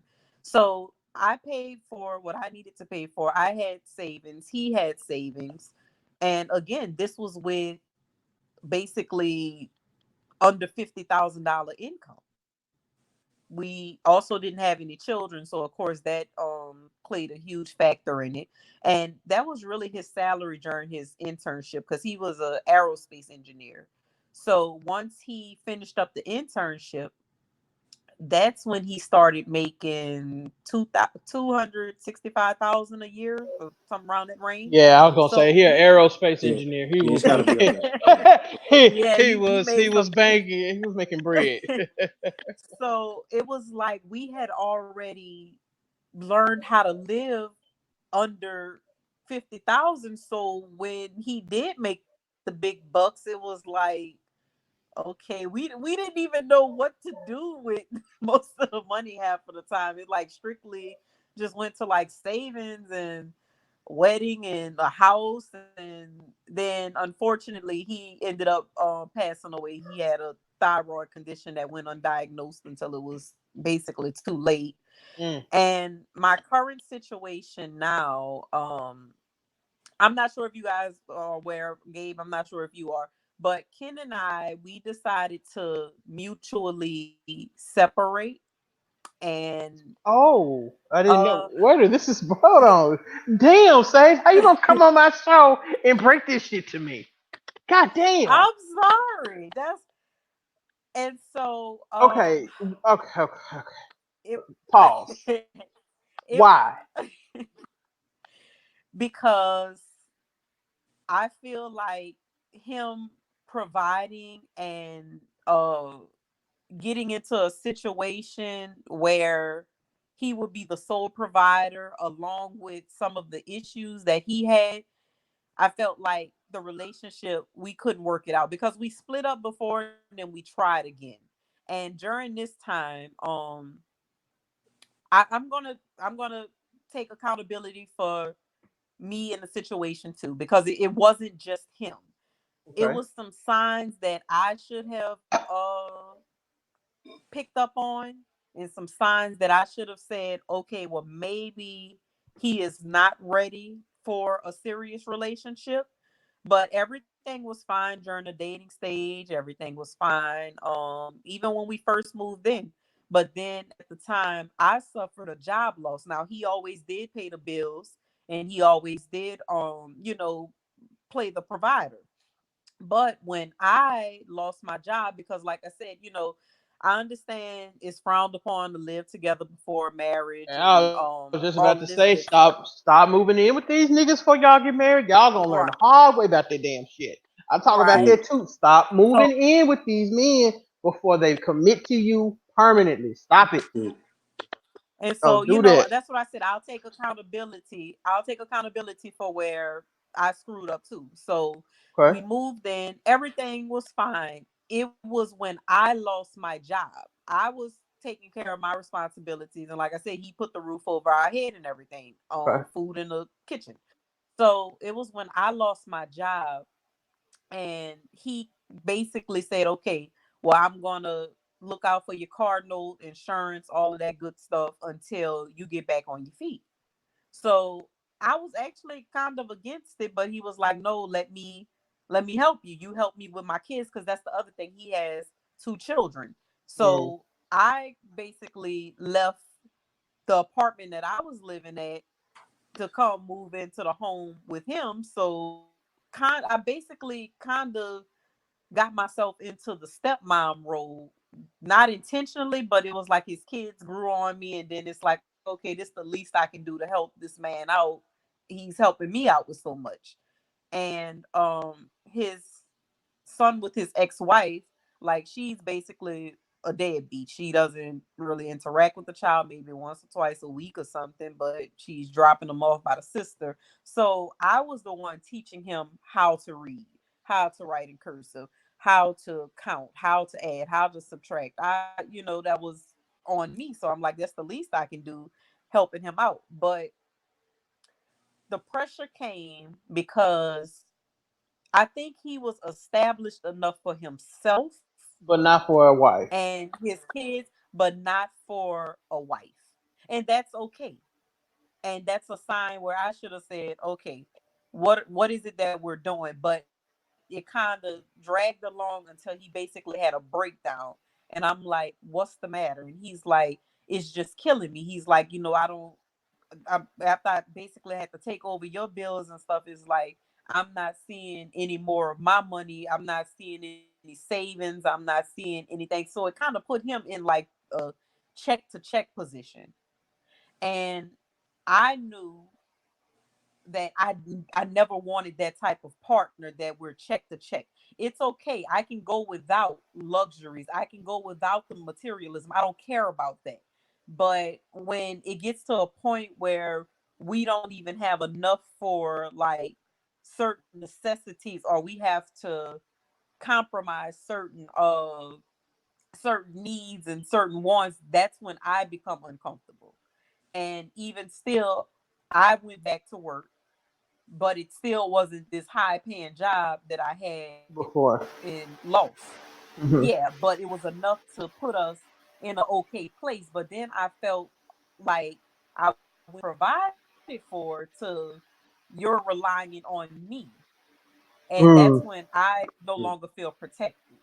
And when I don't feel protected, I can't totally respect you. Not saying I was in here like cussing them out and disrespecting him as a man or anything, but my Mm. personal inner feelings was like I'm looking at you almost as if your well-being as a man depends on me. Your financial standing is dependent on me. And don't get me wrong, he is an awesome guy. He is phenomenal. I've never had any issues with him. When we first got together, and him showing that he wanted to be monogamous, I've never had issues with him with other women, and I could till this day I 100% trust him, and we agree we're not meant for each other as life partners, but you're like my best friend at the end of the day. No, there's no sex, no none of that, but that's like my best friend at the end of the day. But we realized before one of us ended up resenting one another, maybe it's time for us to split and part ways. So, Okay. we came up with a mutual adult decision. I'm like, okay, Ken, at the end of the day, I want this type of lifestyle. This is what I want out of a partner. And you have something wonderful to offer, but to a certain type of woman, and I'm not that type of woman.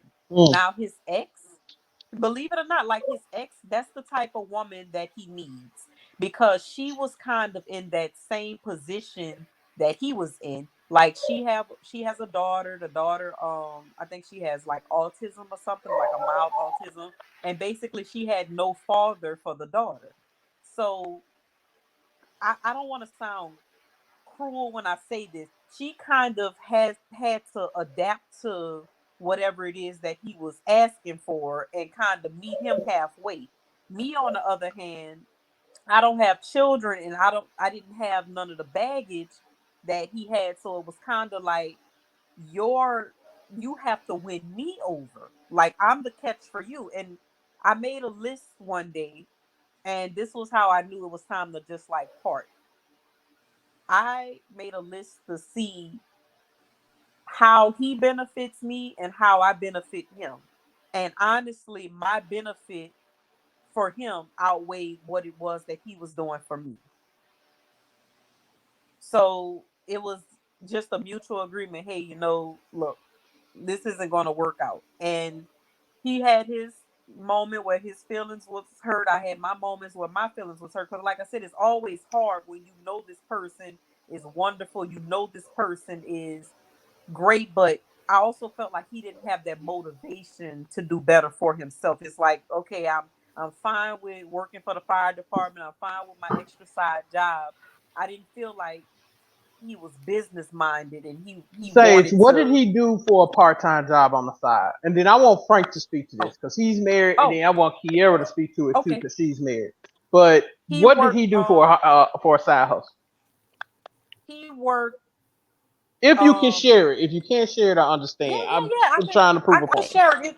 Yeah, it's no problem. I'm just trying to come up with what the job description is. Maybe y'all know what the title is, but basically he leads construction crews in like hotels and stuff. Like he's the man that goes in, bring them the supplies, give them their assignments, you know, Contractor. coach them on how Yeah, to he was a do So contractor. whatever it is. it was He like was a a contractor. facilities. Okay. Okay. He was a Okay, so contractor yeah, he does contracting for like for hotels and hotels. yeah, He was making good money, and he was a fireman. he was. But And yeah, he but wait, that's the thing, the ho. firemen, He still didn't have enough. nope. And like I said, it wasn't even a situation where with my ex-fiance where you make X amount and we live a certain type of way. It was like he already had some debt and he had like some money managing skills. And I'm not even going to say he blew money or anything else, but he recently got this construction job like I don't even think it's been a solid 6 months. Okay. So that was like the extra income. So the extra income was kind of making up for what he lost, and it kind of put him in a different position, but still there was no comfort. There was no comfort there. It's still like if something comes up that basically drains whatever it is that you had saved. Hmm. Um, do So firemen not make a lot in the city of New Orleans? Because I know here in no, Memphis, not at all. they be banked. Okay. Firemen, Okay. firemen out here in Louisiana make about $11 an hour. What? Oh, My wait. goodness. Wow. 11 Yeah. an hour? No. Yeah, What? they work. That's They work crazy. like a. That's, They work. Because they're on 24. Yeah, they're on 24, off 2. So it's like about what 60, no, like 70 something hours they work a week. So they kind of get a little bit of overtime. But long story short, they basically work all of those hours and are lucky if they come home with a $1,300 check every 2 weeks. That's heartbreaking. Well, that's And there. well, Okay, so you got to think it's about the starting to make location too. sense now. Yeah, But you got to no, think about Frank. right, and But so well, it's the like, location, but still, that's New Orleans is a major city in this country. yeah, It's but New about the size Orleans of is also Memphis. 30. no, true, but like when you look at the stats, Louisiana, New Orleans, like the cost of living there, the average, salary of a household is low compared Oh, to I see what you're saying. other Yes. You're right about places, that, brother. like your DCs Okay. and Yeah, Atlanta's because and you places like need, that. and in order for you to live comfortable, not rich but comfortable. In New Orleans, you need to make about $22 per hour. The average job with a degree out here pays about 15. So most people are working 2 jobs to try to make ends meet. Because I know I work and I have my meal prep business on the side, and that basically make ends meet for me. And I understand his struggle, and what drew me into him was, like I said, his how hard he worked, Uh-huh. how he was willing to make everything work. But the reality of the situation was he was not established enough for someone long term, a living partner, that provider. He just Mm. wasn't there. And like Okay. I said, Okay. it was some All right. it was some So, characteristics that I noticed he wasn't doing anything to try to get out of that situation. It was like he was okay with, okay, I was able to take care of the bills. I was able to buy what I need for my kids. I don't have a dime left. It's okay. And I wasn't okay with that. okay. Okay. Man, they be out here making these kids. That's a whole nother Mhm. broadcast. Whole nother Mhm. broadcast. All right, Frank. Frank and Kiera in particular. I want to hear from you two because y'all are both married. So Frank, you go first, then Kiera. Okay. Um. Well, yes, I'm married. August 10th Mhm. was my 13-year wedding anniversary. Um. Congratulations. Mhm. Congratulations. Most people Thank you. can. Congrats. Um. So our Most people. situation. Huh? I said I can't stand it. Oh. She's 6 months so good for you, Frank. Yeah, it's it's crazy. It's been, I can honestly say, man, it's been great. It doesn't feel like 13 years. I remember, our first date. You know what I mean? It just kind of flew by. Um, but Mhm. it's been great. So Uh-huh. for us, when we started out, I was when we got married. I was 25. I was young.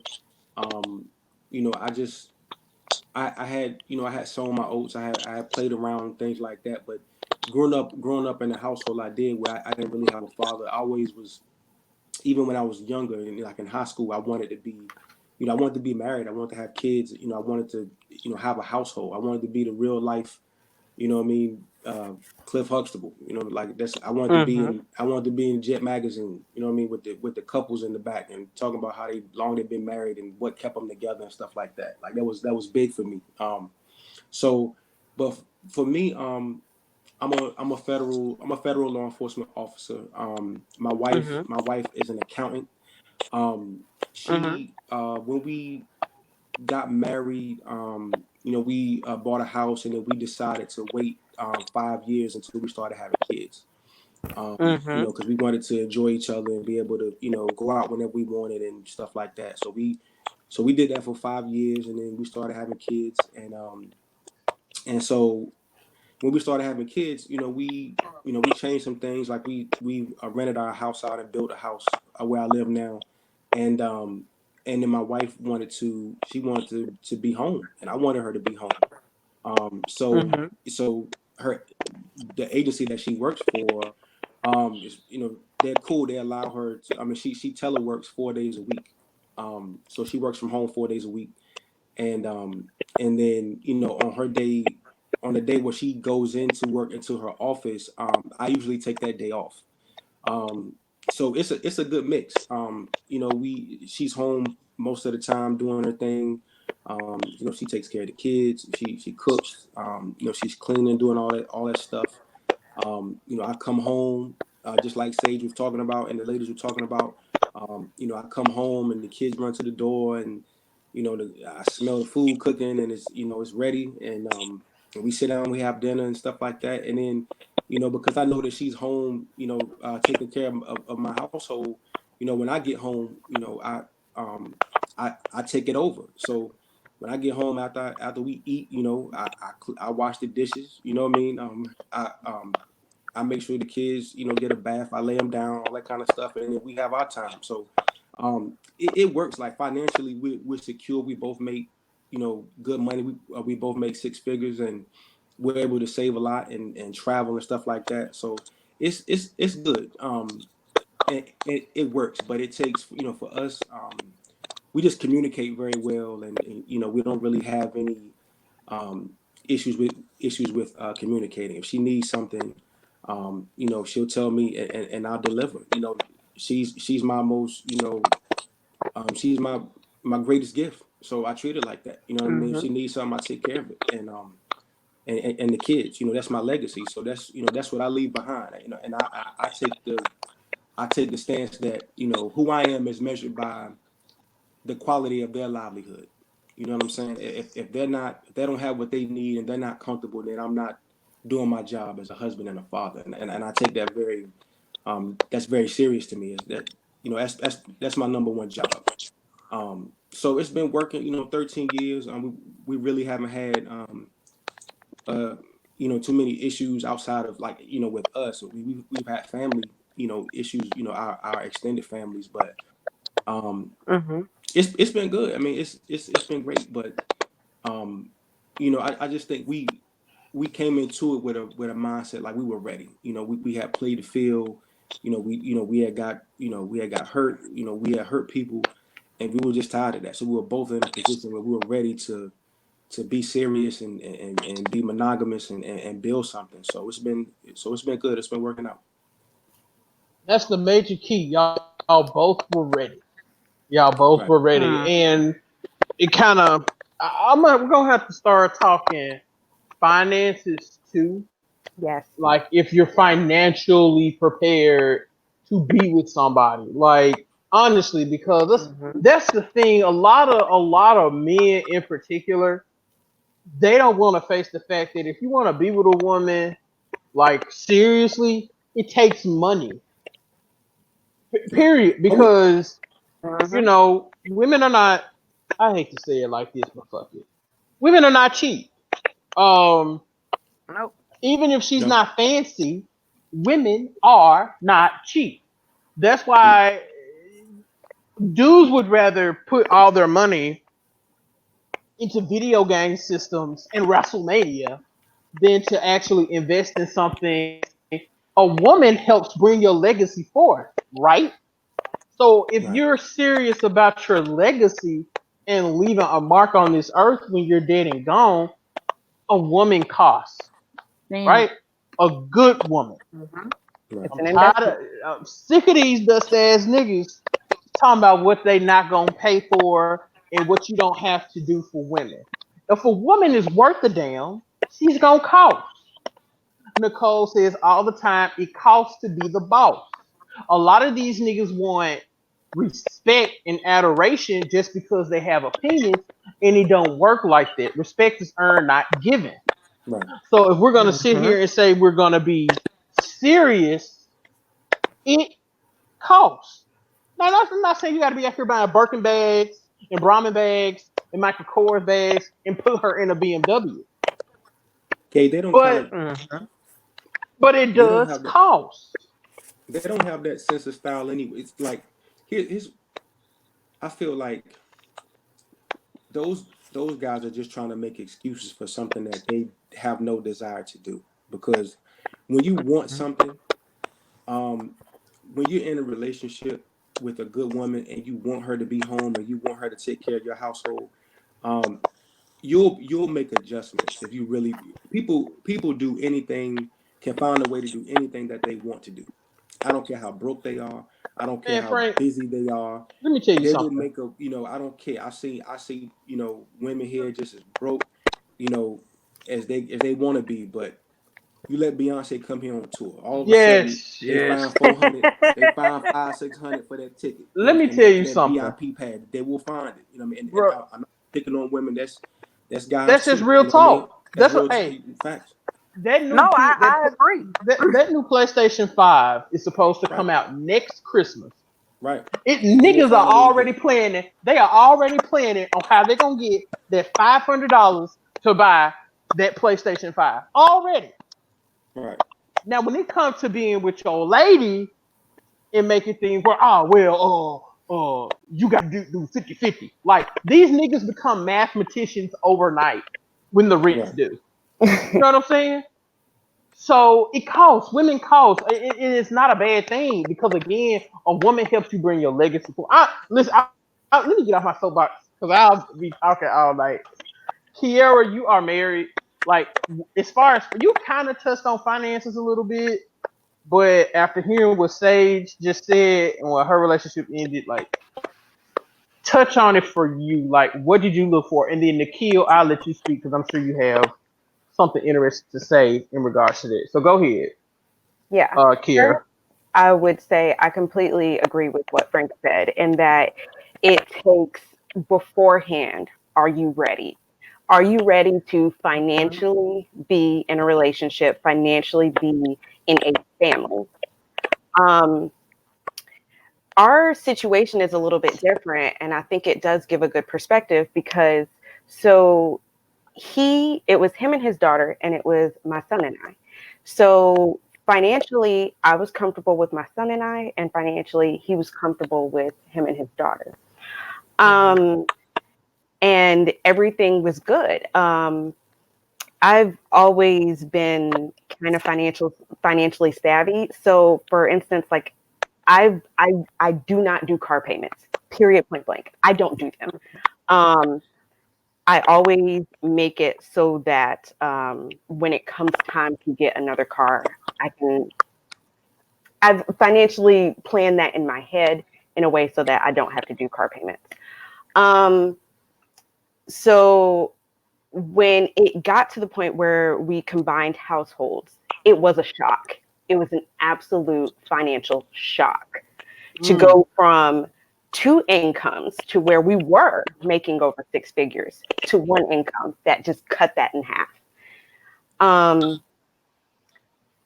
And it did, like I said, with that financial shock, it took a lot of hard work. And, it took some time for us to get our feet wet in it and to get the feel of it and to feel how this is gonna go on a month to month basis. I will say that, in the beginning, once we did that and I stopped working cold turkey and, things got financially tight, in the back of my head, like I said, I had been a single mother for X amount of years. So in the back of my head, I'm like, all right, I need to go back to work. I need to go back to work right now. you know, so instinctively wanting to,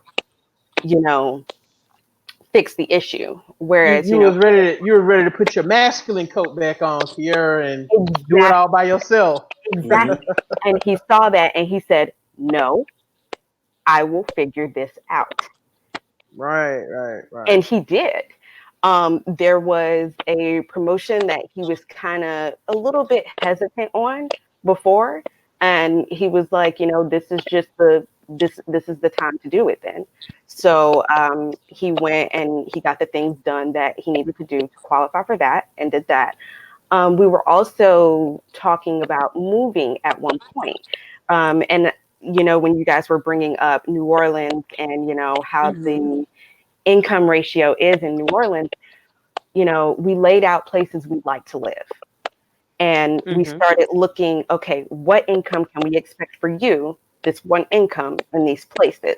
That immediately narrowed down a lot of places. And specifically, at one point, he's from Alabama, born and raised. So he wanted to go back to Alabama. And we looked at it and we were like, you know what? And he made the decision. He's like, you know what? No, I can't do it. I can't take that type of pay cut. Even though that was something his heart really, really wanted at that time.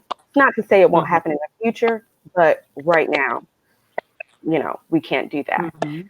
We also looked at, because we live in North Carolina, we love the mountains. We looked up in the mountains, and once again, the pay ratio there wasn't really, hitting on much. So we had to make that sacrifice. As of right now, this is where we're going to stay. We have a good income ratio here, and this is what we can use to propel our family to where it needs to be, and then we can look at these other places. Also, where I came in as the woman of the house, it fell upon me. Let's see how resourceful you can get. Now, me having been a single mother, that in the beginning of my adulthood, I was actually homeless for 3 years. So I learned some resourcefulness. That's heavy. That's heavy. Yeah, I learned some resourcefulness. So I was able to really attack, what was going on in the house, and just like grocery shopping. That's the biggest thing. And like I said, thankfully, I don't have a car payment, and that's the biggest thing. With his car payment, moving finances around so that we were able to cut, his car payment in half in 6 months. So it takes resourcefulness, and it takes, when the man is the provider, it really takes just his gumption and his willingness to make that happen. And my husband definitely had that. And I definitely had the love for him in that, because love is an action. It's not a feeling. It's not it's also an emotion, but first and foremost, it's an action. You make the choice to continue to love every single day. You wake up, I'm going to love my partner. And so I made that, choice in that while he is making this happen, I am going to continue to love him. So and that's my long-winded answer for that. No, that was good. That was good. I appreciate everything you said. Also, like on side of the finances, because I don't want to make it seem like it was just solely on finances. Again, I'm a woman, no kids, no restrictions or any of that. So sometimes it was like, oh, we got some money, let's do date night, this, that, and other. So then when you don't have a babysitter for date night, you kind of restricted, can't really do anything. Oh yeah. So You gotta then, order pizza. it's like right, which, like I said, I can make intimacy out of anything. But it also a point where it's like, okay, well, I'm basically initiating the romance, but I'm really not happy doing this. I'm and honestly, he's the first man that I've ever dated seriously that had children. And it was like, you know what? I don't think I can do this. Not right now, anyway. It's like I was going without so much just to make sure that he was comfortable and just to accommodate him until it was like, am I making myself happy? And then also, he had his own inner things going on as well, because he did express to me that he had never not been in a relationship. So I said, so you've never got a chance to To live be by yourself, as that's the like worst kind. single, No right? I way. said, look, and the thing is, I'm very understanding with things like that. That's why I say it's important to communicate with me. I'm not one of these women that's going to jump down your throat and all that. I want us to be able to have healthy conversations and stuff. So, he expressed to me when he kind of had his breakdown, he was like, I don't know how to be selfish. I had my first child at 19, and I had to kind of transition into fatherhood and all that, which I mean, I know it's probably to say this but I was thinking it at the time, but I did not say it to him. And I'm like, dude, that's a personal choice. You chose to do this at that age. At It absolutely is. 19, I was I think a sophomore in college. I faithfully went to the clinic and took my birth control. So Hey, I can't empathize with you there. I tell dudes and women all the time, y'all gonna get enough of this raw sex out here. Y'all sitting out here risking it all, thinking it's all cute. And it ain't so cute when Mm-hmm. those kids get older. And I'm sure Frank, he has Mm-hmm. 2 children. Right. Them school supplies hit a little different Yeah. when you Oh Yes. God. That Nikhil, daycare and you all. Yeah. have nieces and Yeah. nephews. I'm sure you can attest to that. Them school uniforms hit a little different when you make $15 an hour versus thirty Exactly. dollars an hour. And see, a lot of people don't think about that. They just trying to get their nut off. And I'm not trying to be explicit here. I just want to be real. That's They just it. thinking about. They just want to get their nut off. Mm-hmm. And they'll tell you'll have people sit up online and joke that condoms are trash and they're terrible, but they'll be sitting online complaining that their baby daddy can't buy their child some Pampers. Like I said, it's cute and it's Exactly. all fun and dandy until these kids get here. Exactly. And I mean, the thing is, I'm not going to sit here and act like everybody's perfect, but there are steps. If you say, okay, I'm not interested in condoms or whatever, go get tested. You and that person, that's the main thing. Let's knock pregnancy out. Go get tested. Y'all, if y'all in this monogamous relationship or y'all say, okay, I'm going to be in a monogamous relationship because he said it was his high school sweetheart. Okay, I get all of that. But in high school, I wasn't even doing anything at the time, and I was still on birth control for a just in case moment. So once I did get my serious boyfriend around that time, it was like, okay, you go get tested, I'm going to get tested. We're not trying to have no diseases and no babies. And I'm Right. not saying that that's the perfect way, but let's be real. Slip ups happen, and this was like before the Plan Bs were as popular as they are now. But things happen. Things happen. Right. So it's like I can't empathize with him with that when I knew rain, sleet, snow, shine. If my date for my birth control fell on a weekend, I was calling that Thursday, love, can I come in early? Can I pick it? Can I get it early? Like I even now, I'm like I said, I'll be 27. Never been pregnant, never thought I was, none of that, because I don't play when it comes to bringing a child into this world because I'm not ready. I'm not ready. I Right. do okay for myself, but as far as me bringing a life into this world, I'm not ready. My goal, like when I was listening to Frank, I have the same goal: get married, and then maybe 5 years or so, let's work on this child. Let's make sure that this marriage is solid. Let's make sure that this foundation is solid, and then we can bring these kids in. And Mm. that was the other thing that I looked at. I said, what kind of quality of life if I did get married to him and decided I wanted to have a child and he already has 2 children? What quality of life if I had another one or two? Because I really want two. I would like a girl and a boy or whatever's in the cards.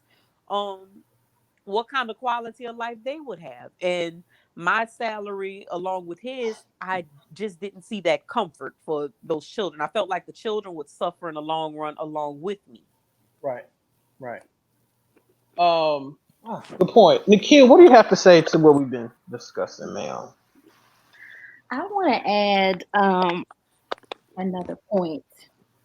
I think that when it comes to men who are serious to settle down and they know that, marriage and children and they're planning, a lot of guys who get to that point, they already have a vision for what that looks like for them.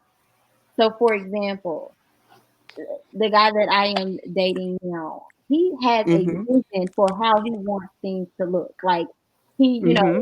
financial. This is we're gonna say we're gonna do this. I mean, he has a vision, and whether or not they play out, that's a different story. But I think that is very important because if you're getting with somebody that don't even have a vision, they don't have goals, they don't know which way to turn. I mean, that's Mm-hmm. gonna be a major problem. So, you get with a person that don't know, and then y'all get married. How's he gonna lead you? And I feel like Mm-hmm. you kind of already have to have a plan. And I've never been married or anything like that, but and Mm-hmm. we have married people who are on the panel. But I would say that you probably should have some type of a plan, some type of an outline. These are things that you guys talk about, Mm-hmm. and money is included. Sitting down, talking about. I read an article not too long ago, and the article is specifically for Black families because we are the last when it comes to building wealth, right? Mhm. The article talked about how some of the pitfalls that a lot of relationships, people that get together and get married, a lot of the pitfalls happen because there are just topics that these couples just do not talk about. Sometimes, they're afraid. Some people feel like, oh, well, I have bad credit, so I'm not going to ask him about his credit because, I don't want to tell Mm-hmm. him about mine or, whatever. And I just think that, when you get with a guy or even a woman like me, I'm the same way. I'm very serious about how I spend my money. I'm very serious about, building wealth. I'm very serious about a lot of things that go into building a family, building wealth, having kids, things like that. I'm just very, very serious about that. So, if you're Mm-hmm. looking for a mate, I think that's very important. And, the finances kind of go hand in hand. You can't be talking about getting in a serious relationship, being married, if you haven't talked about finances, if you haven't talked about children, or if you're getting with somebody that has kids, and so on and so forth. So that would be my only input that I have on that. Okay. Okay. That Mm-hmm. was So actually yeah, really good. it Mm-hmm. was just really a vision thing. And also I never wanted to be in the role where I have to be the leader or guide you into the right areas. Right, right. And Okay. like I felt like with him, I would have had to be the one to motivate him to do certain things. And I ultimately think that would have ended with him resenting me because to me, that's too much like building a man. Because I Mhm. shouldn't have to tell you he's older than me. He's 27 already. He'll be 28 this year. I shouldn't have to tell a 28-year-old man, this is you're good at this. Why don't you try to start a business in this? Why don't you take some business classes? Why don't like I shouldn't have to walk him through that. And when, I wasn't necessarily consciously comparing him to other people, but I've met some people, some guys, people I went to school with, 27, and he just started working as a lawyer. 27, just finishing up his residency. 27, he just got his personal training business up and running. So it's like I felt as if he would have had to be guided to achieve certain things, and I didn't sign up to be the nagger to push you to do better. So Uh-uh. So No. is that safe to say, is that another thing that we can say that women want is obviously for a man to be a leader and a self motivator? absolutely, Yes, Absolutely. yes. Right. absolutely. Right. Because I mean, it's a different thing if you have an idea. You're like, okay, I want to do better for myself. I want to start a business. I want some spare income, but I don't really know where to start. Now, I am a business major, so it's like I can lead you to the resources, but you have to want that. It's not up to me to tell you, hey, let's invest in property, let's do this, let's do that. Like I feel that's something you should already want for yourself. And like I said, I have no problem. Okay, I want to do this. Let's do that. I don't really know where to start. I have no problem pointing you, well, hey, you can start here. Let's read up on this. This is the site you want to look at. This is the site for your LLC. I have no problem with stuff like that. But it's no motivation to do anything else. It's like, okay, I'm gonna be a fireman. I'm gonna be a firefighter. I'm going to hope that one day I can become captain. Even then, the captains don't really get paid too much or nothing. And I'm gonna do this contract job. And see, the reason why you keep hearing me say I'm pushing for him to start a business, that contracting job at any given time, if they decide we're not happy with the company, y'all are out of a job. So Right. that's not, to me, that's not a steady income. Right. That's something is good when it's good, but when it's bad and there's no work, then what are you gonna do? Right. Right. That makes sense. That makes a lot of sense. Since we've been on for a minute now. I'm gonna go ahead and wrap things up. Uh, Okay. Frank, did you have anything else to add to what was just said? And then I'm gonna let the ladies, give closing statements, and then we can roll. No, not too much. I just want to thank the ladies for coming out and supporting the channel and speaking to the people. It was very informative. I learned a few things, and I think the people listening could take a lot from it and build on it. I would just say, for ladies and fellas at the same time, you want to look for things that, traits that are not relative. Um, Looks are relative, to an individual, things like that. Who I think is attractive may not be attractive to other people. That's okay, but there's certain principles that um, everybody wants a mate to have. You want somebody that's honest, that's trustworthy, that's driven, that's motivated, that wants the same things you want. And so those are things that you want to look for when you're trying to get into a relationship. How they dress or whatever. Those things are relative. You could change that. You could change somebody. Somebody get a makeover and they couldn't dress before. Now they have a little style to them. But those core principles. That's something that you either have it or you don't. So those are Right. things that you want to base. You want to base the foundation of a relationship on.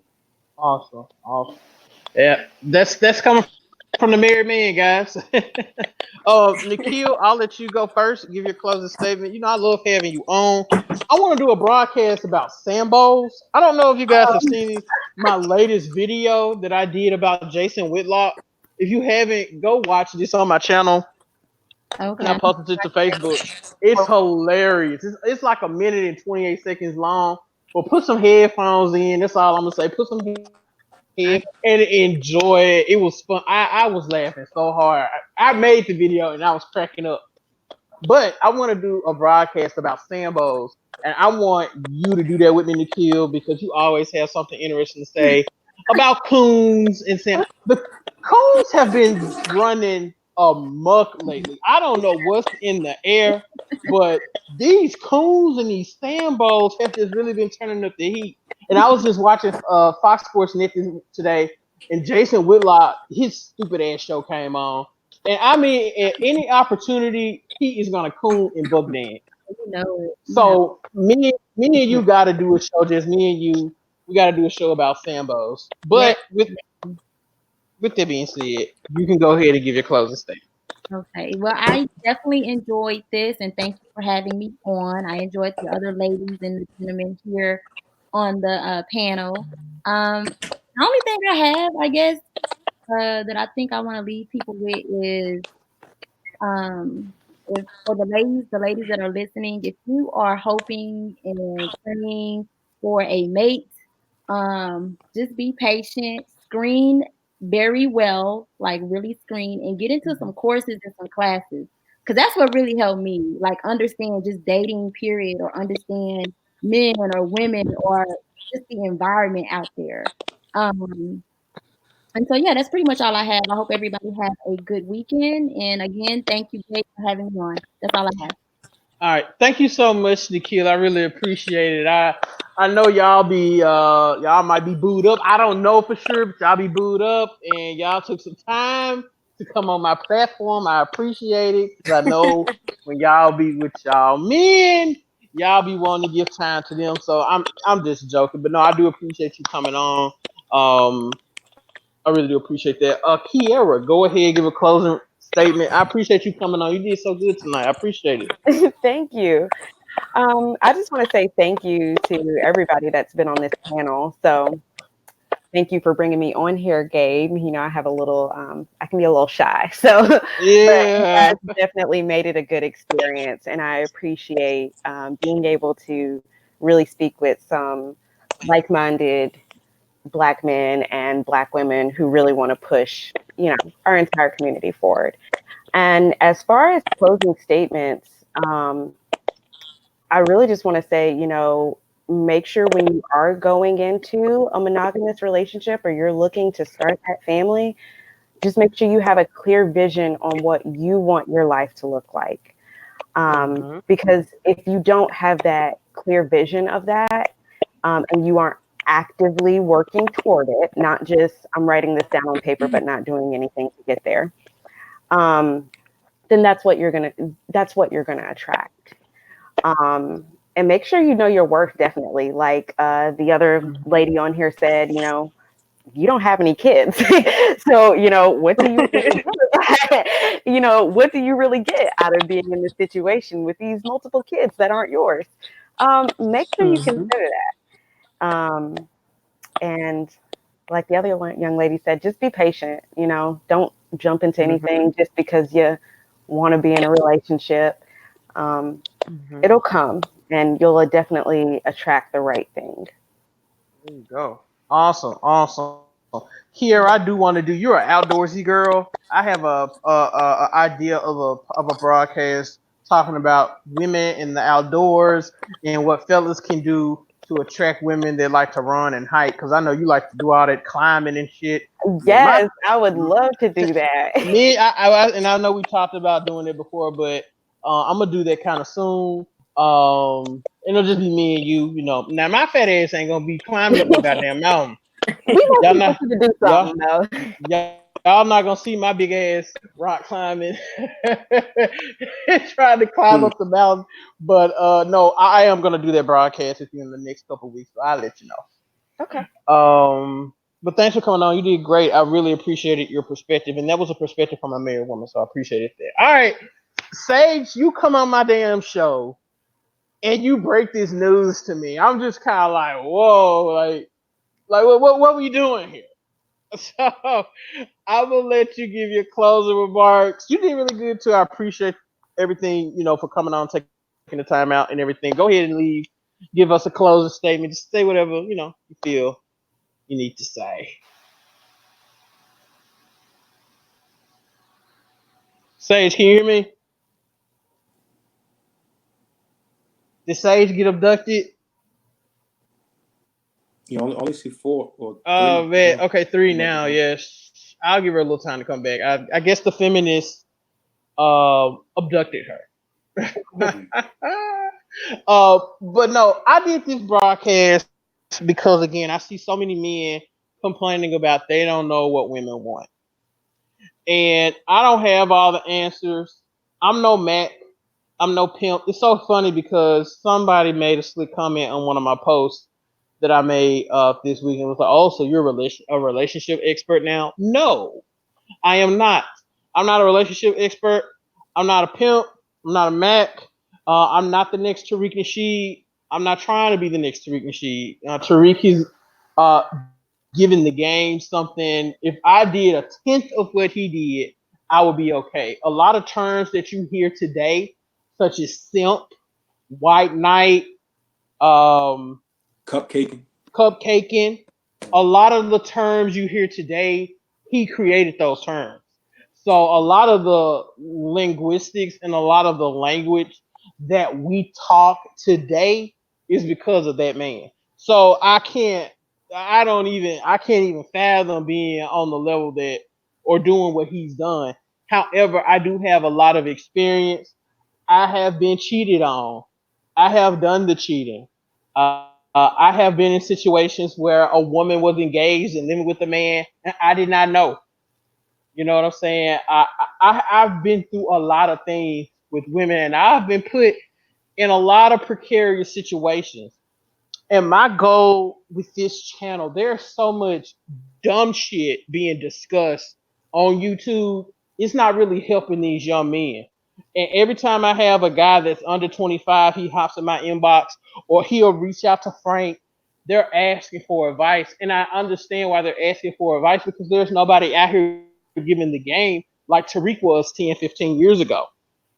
A lot of these dudes don't have basic dating etiquette. They don't understand like the certain rules to the game, what a man should do, what is expected of that man. I mean, you have niggas out here giving advice, quote unquote advice, and they're telling people that you're a simp if you desire to get married, or that you're a simp if you're married. Like, how stupid is that? And there are niggas on YouTube, on Facebook, running around telling people that. So there has to be some kind of balance here. This isn't a channel where we're gonna beat up on women, where we're gonna talk bad about women. Um, that's not what this channel is gonna be. Now I'm gonna hold them accountable. And am I red pill? Yes, but I'm not so much of a red pill guy to where I hate women.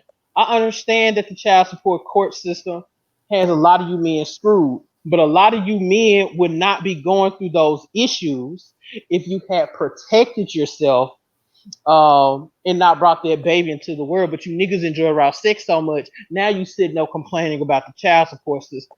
Stuff like that. Men have to self-improve. And that's why I brought a lot of the women on today. Like, hey, what do women truly want? Tell us what you want. And the consistency is, and I did this, I wanted to hear at least 3 things that they each would say that would line up. And sure enough, they every last woman said that they were looking for a man that could provide stability, a man that can provide and protect, and a man that can be there for them emotionally, and that they can build a family with. All 3 of them said that.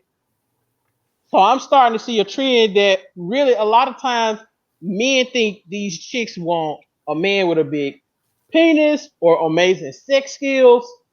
A lot of these women want basic things: protection, provision, and just being there for them emotionally and being able to provide a family for them and to help build a legacy. And a lot of young guys don't tend to understand that. A lot of y'all think y'all got to have $100,000 to keep these women. That is not the case. You do not have to drive a BMW or a Mercedes. That's not necessary. Okay. So, and I'm sure, Frank, when you met your wife, you weren't making 6 figures when you met your wife. No. I'm sure. Yeah. No. See what I'm saying? No. So I'm just seeing too much dumb. People asked me to do a YouTube channel years ago. I was just kind of like, whatever. But the main reason I really started this channel is because I saw so much dumb shit. And again, I kind of come from that school of Tariq, where the advice is basic and it works. And a lot of these relationship experts or these red pill men, they're guiding these young guys, our future generation, they're guiding them down the wrong path. And nobody is really telling these young dudes what they need to hear. And Frank can attest to this. We have dudes reach out to us all the time asking what they should do because they lost. So that's why I started the channel. But I can go on and ramble on and on. Again, if you are new to the channel, thank you for coming by and listening. We did get a couple subscribers while we were on air. So I really appreciate the guys that hit that subscribe button for us. Hit the like button. If you see there is a donation link at the bottom. If you want to support the channel, you can just pay through PayPal. And for any troll or any hater that comes by and you're listening to this, like I said at the beginning of the broadcast, I want to sincerely tell you from the bottom of my heart, fuck you. Because I do see the comments and everything after these things post, and I have to go back and delete them. And then people post the broadcast in these little secret groups and stuff. Y'all don't think I see it because I don't address it, but I see you dusty ass niggas. So again, from the bottom of Gabe's heart of Ultimate Black Man Radio, I want to say fuck you. Okay. Frank, anything else? No, I'm good. That's it. All right. Hey, this was a great show. I really enjoyed this. I will be posting some recorded content. I hope you guys enjoy that Jason Whitlock video. I don't know. I was laughing so hard when I made that video. But hey, we're going to do this again next Wednesday, 7 p.m. Central Time, 8 p.m. Eastern Time. I appreciate you guys for coming by. Y'all be blessed. Y'all have a good one. All right.